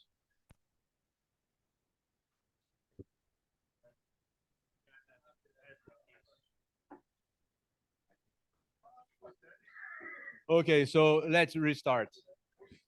Mauricio, thank you for joining us. This is the 8th edition of the colloquium. This is the 80th time Mauricio participates in this colloquium, so I'm very happy that you are here with us again. I hope you'll be here in the future, definitely. So, Mauricio, the mic is yours. Thank you. Thank you very much, Ricardo. I really appreciate it. You invite me all these 8 times, and I hope the next one I'm gonna be in person. I miss to be there and have some. What do you have here? A say, right? So, guys, thank you very much. So I have this working paper that I've been working with EG and Professor Al-Hapson for Emirates. And here you are talking about an idea of creating a framework to try to address the problem with ESG reporting, but especially focused here, we are focused on the carbon accounting. Exactly, right? So, and here that's quite interesting because we started designing this framework is because the same problem we have, like with the previous paper that you present, is the quality of information, standardizations, and so on. So we are really concerned about how the companies report and collect the data. For example, say for carbon account. So how can you guarantee that what the companies are reporting, how it was measured, and are they just selecting what they're going to disclose, or they are which one is the model they use to calculating and so on, right? Because of the problems you have with ESG reporting right now is because there's lack of standardizations. You have more than 100 frameworks nowadays just for ESG, and we don't know, right? So how can you trust if the companies, they are doing what they say they are doing, or the government are doing they say they are doing, and how you can use the leverage this one to try to improve it, the transparency and the accuracy of the ESG report, right? So here I focus on carbon accounting, right? So everyone so ESG is quite important right now. So everyone is discussing, we are trying to see what the SEC here you're gonna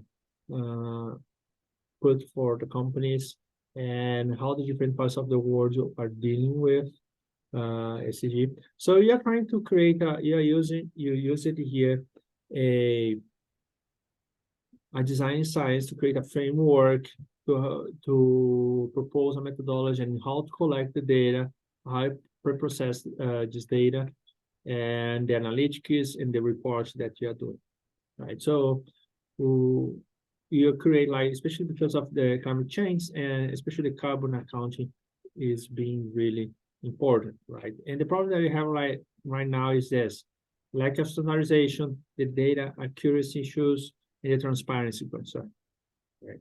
Because the data accuracy and transparency is because companies can use different models to calculate, for example, how much pounds of CO2 you use it, right? So I was in a conference last week, and what I can say, so compare that my last conference with my previous one, I was able to save 400 pounds of CO2.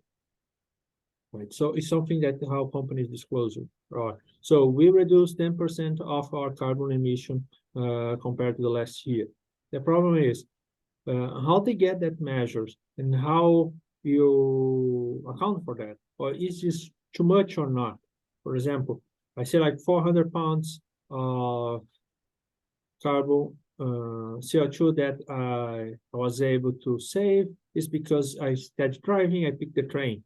Right, so the train is, you're gonna go anywhere, anyway, and I save on gas, right? And every gallon of gas, you have 20 pounds of CO2.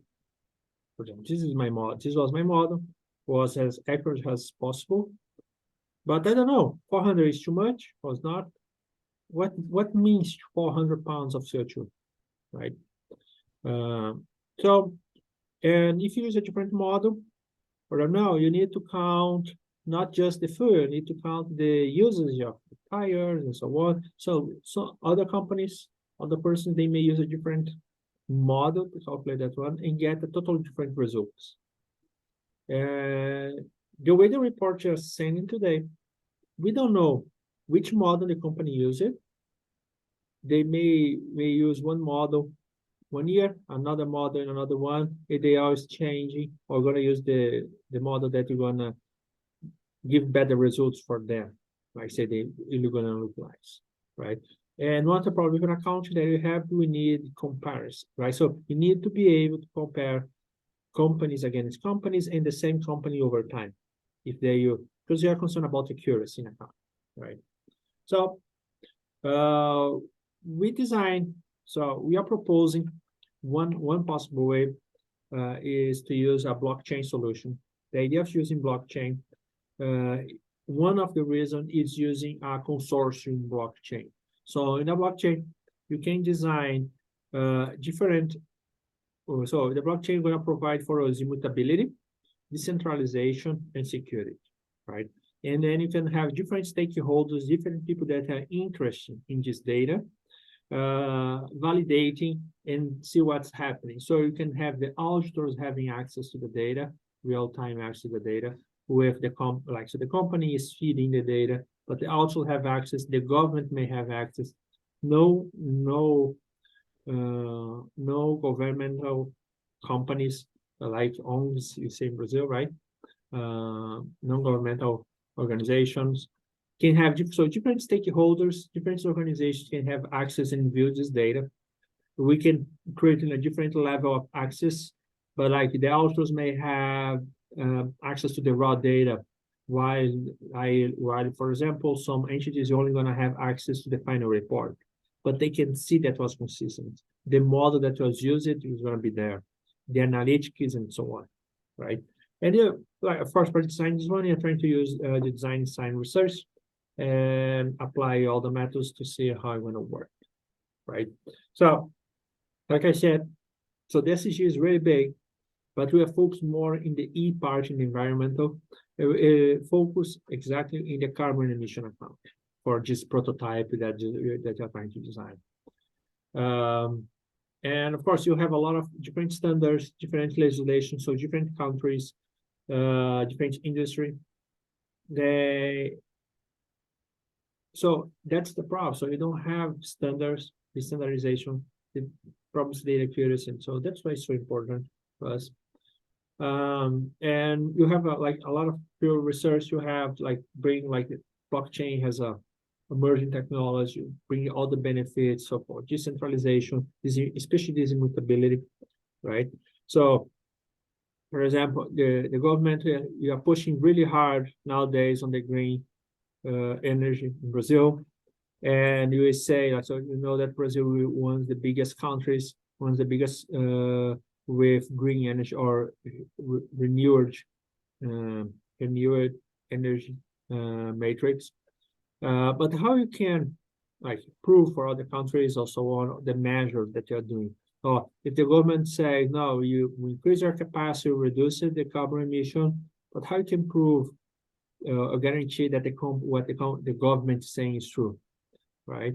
Or the companies, like, so the company is going to report the same one. So you may have some different stakeholders that are monitoring and control, help us to control, right? So, like I say, use design science to develop, and in the methodology, you create like 5 different steps to design our framework.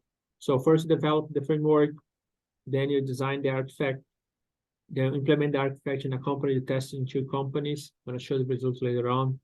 Evaluate the artifact, and make some revisions and so on. So this one is the model that he created.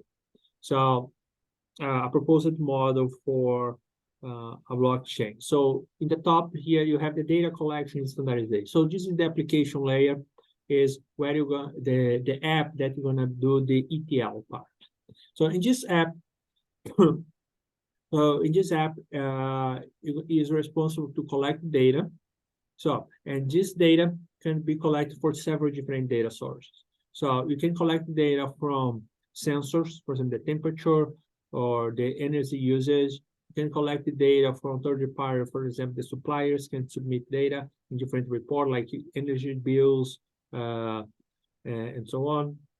You can collect data direct from a database and so on.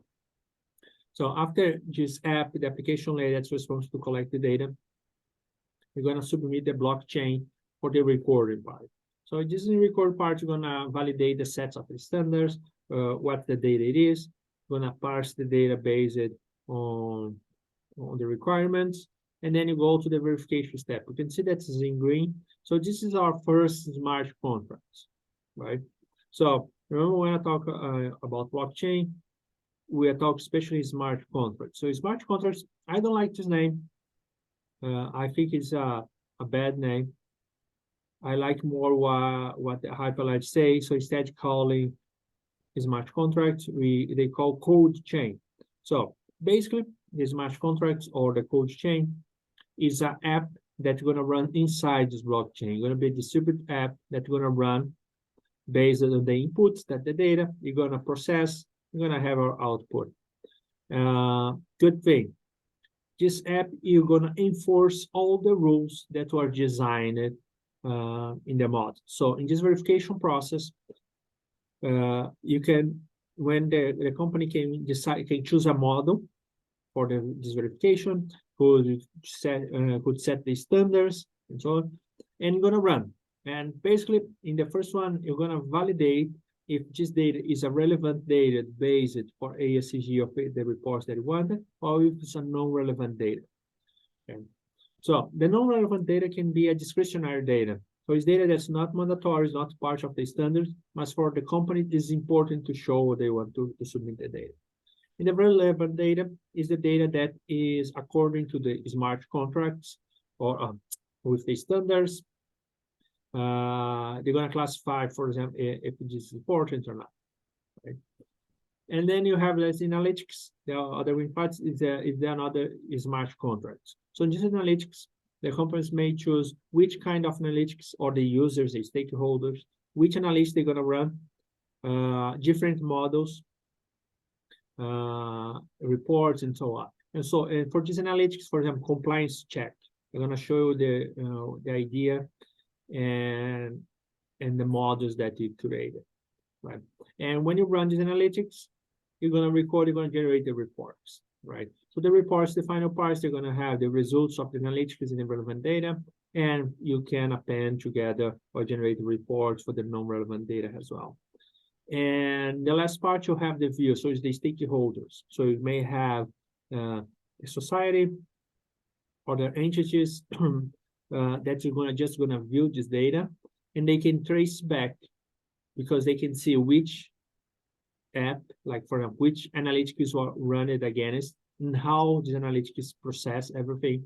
So if I decide to use one model or another, it's easy to see, right? You can see all the standards and so on. And if next year, if the company decide to change their model, change the analytics they are running, we can see that were different analytics than the other ones, right? And we believe like in this way, we can provide transparency of how these metrics, analytics, and the report is created, and then we can. That our goal is that you can enhance the analysis of the arbitrary outcomes, right? So society can look and see what's really happening, and give a little bit transparency in these ESG reports, right? So after that, so one advantage of this framework is because you can increase the accuracy and transparency of the data. If you collect the data direct from the source, if you're collecting data from sensors and so on, you're gonna have this decentralization real-time verification. So if the data is recorded real time, the analytics can be run in real time, or you can choose different times depending on the risk and what's the interest behind, right? You can integrate with the existing ESG practices and so on, right? But you know that you have a little bit challenge. First, you have some operational challenge. How you gonna get all this complex technological integration and so on, and the same thing, how you gonna create reports easy to use, or create this stakeholder engagement, right? So how you can make the companies, the society, and other people look for that and address the challenge. So here example of the data set that you use it. And for example, first you create the parameters. The first step you have, for example, you have the sensor data that you can collect data from energy consumption for different machines.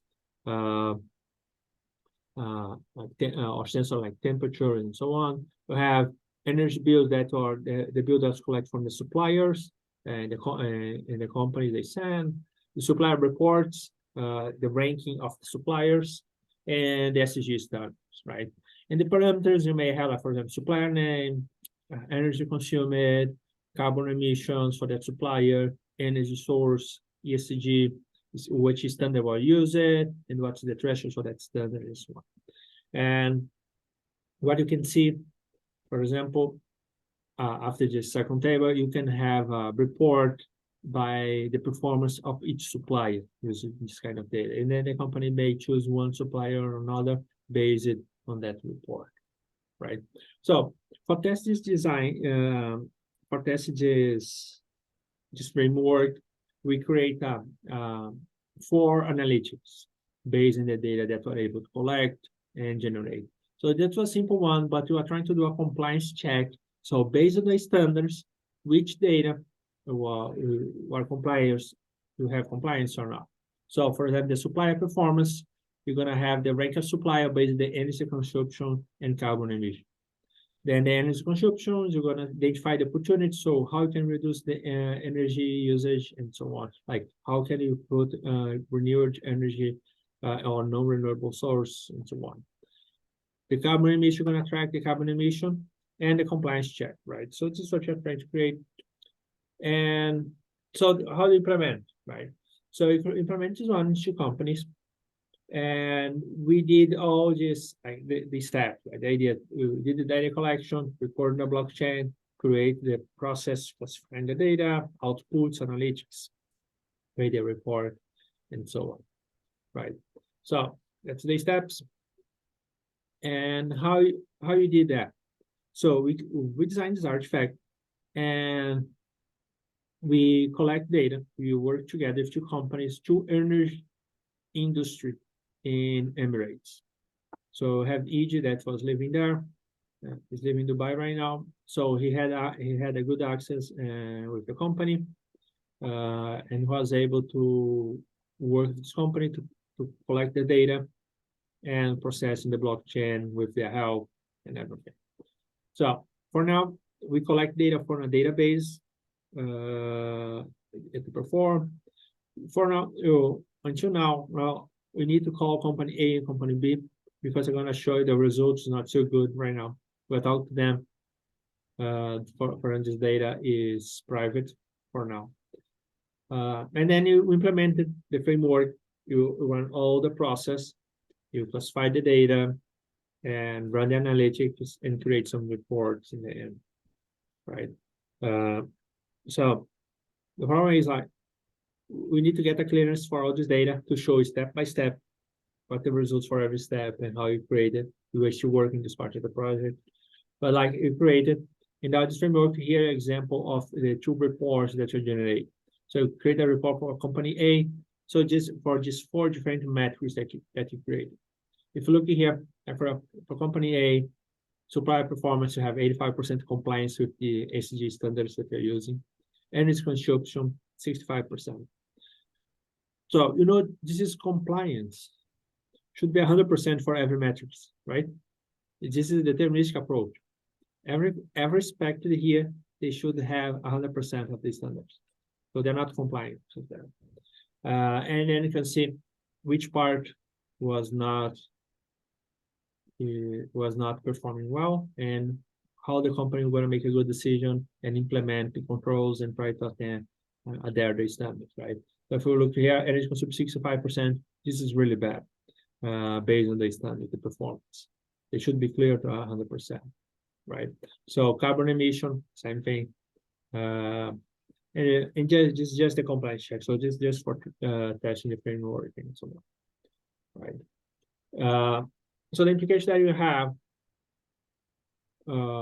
so we did say like, we believe that the framework has a potential to improve the reporting, especially for carbon emission, or when I talk about the carbon accounting. We have performance variation between the companies. It shows that you can detect which one company is doing better than the other, so you can compare the data step by step. So we know that the sample size for now is just 2 companies in a short period of the time because this is a lot of data. So we have 1 week of the data and you couldn't, our servers couldn't handle anymore. So so it's a lot of data. Maybe, yeah. We need to expand our learn and see how we're going to work in a real environment, so on. And like I say, so for discussions, like I believe we know that SSG is way bigger than that. So maybe we need to change the name or something like that, because I'm more focusing in the E part, especially environment part, and we're focusing the carbon emission. And one of the things that you believe that for ESG, for being reliable, for the verification is good, especially because we need to have a real-time access for the sensors, like the temperature sensors, the energy consumption sensors. And this is really easy, like to masquerade, right? So for example, in a company, like, so you need to measure the air quality. How can you guarantee that what the municipality of the government is talking about, the quality of the air is right? So they could just use other metrics or just don't release that one. I guess June Dai, she has a really interesting paper about that, how you can use like blockchain to get the air quality and see if the government is not lying or masquerade or tampering the data to looks like that's not so bad as it is, right? Then you implement it. You know that you have a lot of limitations. So for now, just use it for a true mid-sized energy company. And for generalize for different companies or different standards, they could have additional challenge, so even more, right? But like in our conclusion, for now, what you have in your working paper, we believe that you're going to increase the use of blockchain for improving the armchair auditors, having consistent data. You're going to improve you have potential to improve the ESG report, right? You use like a design science approach to do that, and for future research, maybe how you can create like different kind of smart contracts or different metrics that can be added in this blockchain to create new more reports, new analytics that are going to improve the ESG reports, right? Beyond the carbon emission, right, guys? Thank you. So this is what you have, and then for this paper, I'm open for questions and discussions. Thank you, Mauricio. So now let's move to the audience to open a Q&A. So do we have questions from the audience, please, to Mauricio? Ricardo? Fabrícia, por favor. Sim, vou perguntar em português, desculpem. Olá, Maurício, tudo bem? Tudo. Parabéns pelo trabalho que vocês estão fazendo, e eu fiquei bastante curiosa. Não estava diretamente no trabalho, mas, em sua opinião, esse formato, né, de melhorar os relatórios pode trazer uma maior confiabilidade, um menor greenwash? Vai nessa linha os relatórios construídos dessa maneira? Obrigado, Fabrício. Prazer em revê-lo. Prazer também. Agora começa a dar tilt na cabeça. Peraí, português ou inglês? Okay, so because you have people from outside, so how can I believe that this kind of reports can help with the greenwashing, right? So yeah, I believe so. I really like the blockchain, and especially for open data and government data, because like we know that you don't have any trouble in Brazil. We can trust 100% in the data that the government is presenting to us.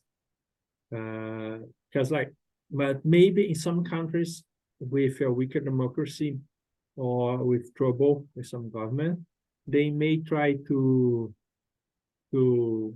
destroy the database, manipulate the data for any reason, right?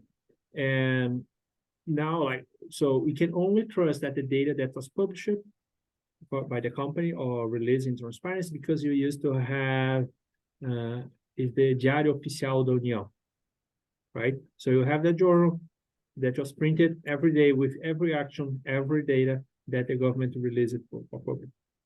So there is a few years right now that this journal, this newspapers, it's only digital, and is released in a PDF format in the website of the national press, right? The question is, so no one is printing this right now. How can you guarantee that in 20 years from now, someone just go back in today's newspaper and change the data, for example? You have no guarantee of that, but only have digital information right now, right? So if you pick up a journal from a few years ago, you have the printed version, official printed version. Nowadays you don't have. So how can you guarantee that someone not going to manipulate some data 20 years from now, change, and now some people or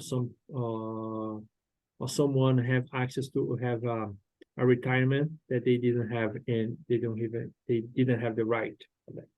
So I like this idea. So to have just armchair auditors. So, and I believe the blockchain, especially for open data, or when I talk about ESG reporting, we have, especially ESG reports, because that's the thing, that the lack of standards, or because you may choose different models. We still don't know how to use, right? So how are we going to measure how many carbon emission the company uses? So I'm responsible for, because they buy energy from the supplier or energy supplier. They have other suppliers that they use. which one is the model? How are you going to calculate the model or the values? Different companies, they use different models nowadays. And which one is right, we don't know, right? So the question is, how you can guarantee, and they just released the final data. And of course, after they release, they don't have access to the original data anymore because it's too much data or something like that. So this is a problem, especially for us that in accounting, because in accounting, you are really concerned about the accuracy. Right? So, and if people are using, even if the same data, but different models come up with different values, which one is the right one? And how do you know if the company changed the models over time? How you can guarantee, like, compare over time? This is some interesting questions. And I believe blockchain, with this ability of guarantee that the data is not going to be manipulated, and you may have like the government as an interested party, the society could be on some non-governmental agents could be work with that, and that's why I believe, like, so it's possible to increase the quality of the information over time. Maurício, Thanks, mais pergunta, Fabrício? não, agradecer. Ótimo. So, Mauricio, do you think that this framework would be also applicable by the public sector? I ask that because the International Public Sector Accounting Standard Board is considering the issuance of a standard requiring government units to also publish sustainability reports. Mm-hmm. So, and the Rio de Janeiro city launched last week a document that whether they are committed to prepare sustainability reports here in Rio de Janeiro for the starting next year. So I wonder how feasible would it be to apply the same framework in a governmental unit like the city of Rio de Janeiro, for instance? Ricardo, I believe like just blockchain-based models, the best use is for governments, right? Because that's how you can bring different parties, different stakeholders to monitor and control the database. So you can have the owner of the framework of the blockchain is going to be the municipality of Rio de Janeiro. And then you can have some entities, for example, FGV could be one of the stakeholders that is validating and looking for the data. So FGV can guarantee, could be one of the parties that guarantee that the data that is being populated is not going to be tampered or altered, right? So, and then you can have the federal government as well, and you can have like maybe Ministério Público. You may have other different parties that they are stakeholders in the blockchain, and they keep monitoring and validate the transactions. And then you'll have the public available data in the real time, or now, of course, the final, like the report could be monthly, right? But the parties have access in real time in guaranteeing the data. But if you know that you need to run the reports, and then let's say you're going to be released on a monthly basis to everyone for public access. So we can create a different level of access, different people monitoring. And then, of course, and that's why I believe for government, you have really good interest, because you're going to have different institutions, different people that are interested in that, right? So that's the problem. Like, for example, I thought about the Diário Oficial da União. It only exists in the National Press website, right? So I can guarantee if they are saving these reports in a blockchain, you have different entities that are really interested in keeping that one. You'll have UFSC is going to be one that I can guarantee. I am almost sure FGV is going to be one of the companies that you're going to be there and monitoring, guaranteeing that the quality of that information, right? And anyone can join. So you can have like consortium based, like the same way you have for the CPCs and so on. You have some consortiums that is validating so different sectors of the society, guaranteeing that the database is going to be consistent. And then you're going to avoid this greenwashing and everything. Thank you, Mauricio. Do you have questions from the audience? No? So, Mauricio, thank you so much again for your presentation. Very interesting framework that you are presenting in this paper. And we shall now move to the closing session for today. Professor Miklos had to leave earlier to sort out some specific problem that he has there in his apartment, and he left me with Kevin to close this. But actually, to tell you the truth, the closing session that I arranged in this agenda is not to close anything, is not to wrap up anything. It's like a buffer, a timing buffer, because usually speakers go longer in their speech. So I use this as something like a buffer. That's it. So for tomorrow, we will restart the colloquium at 9 o'clock in the morning. I hope you will also have a welcome breakfast. So if you could arrive like 8:30, 8:45, we will be already here, and we will have the welcome coffee for you. And we will start with with Felipe Pedroso paper, and then you follow the agenda, and we might finish by this time tomorrow with a presentation from the co-editors of the call for papers from Public Money Management. So thank you indeed for all your effort and your interest in today's session. I hope you will be all together, either connected through Santa Catarina or wherever you are, or here in the building. That will be nice to see you again. So thank you all, and see you tomorrow. Thank you. Thank you. Thank you for you.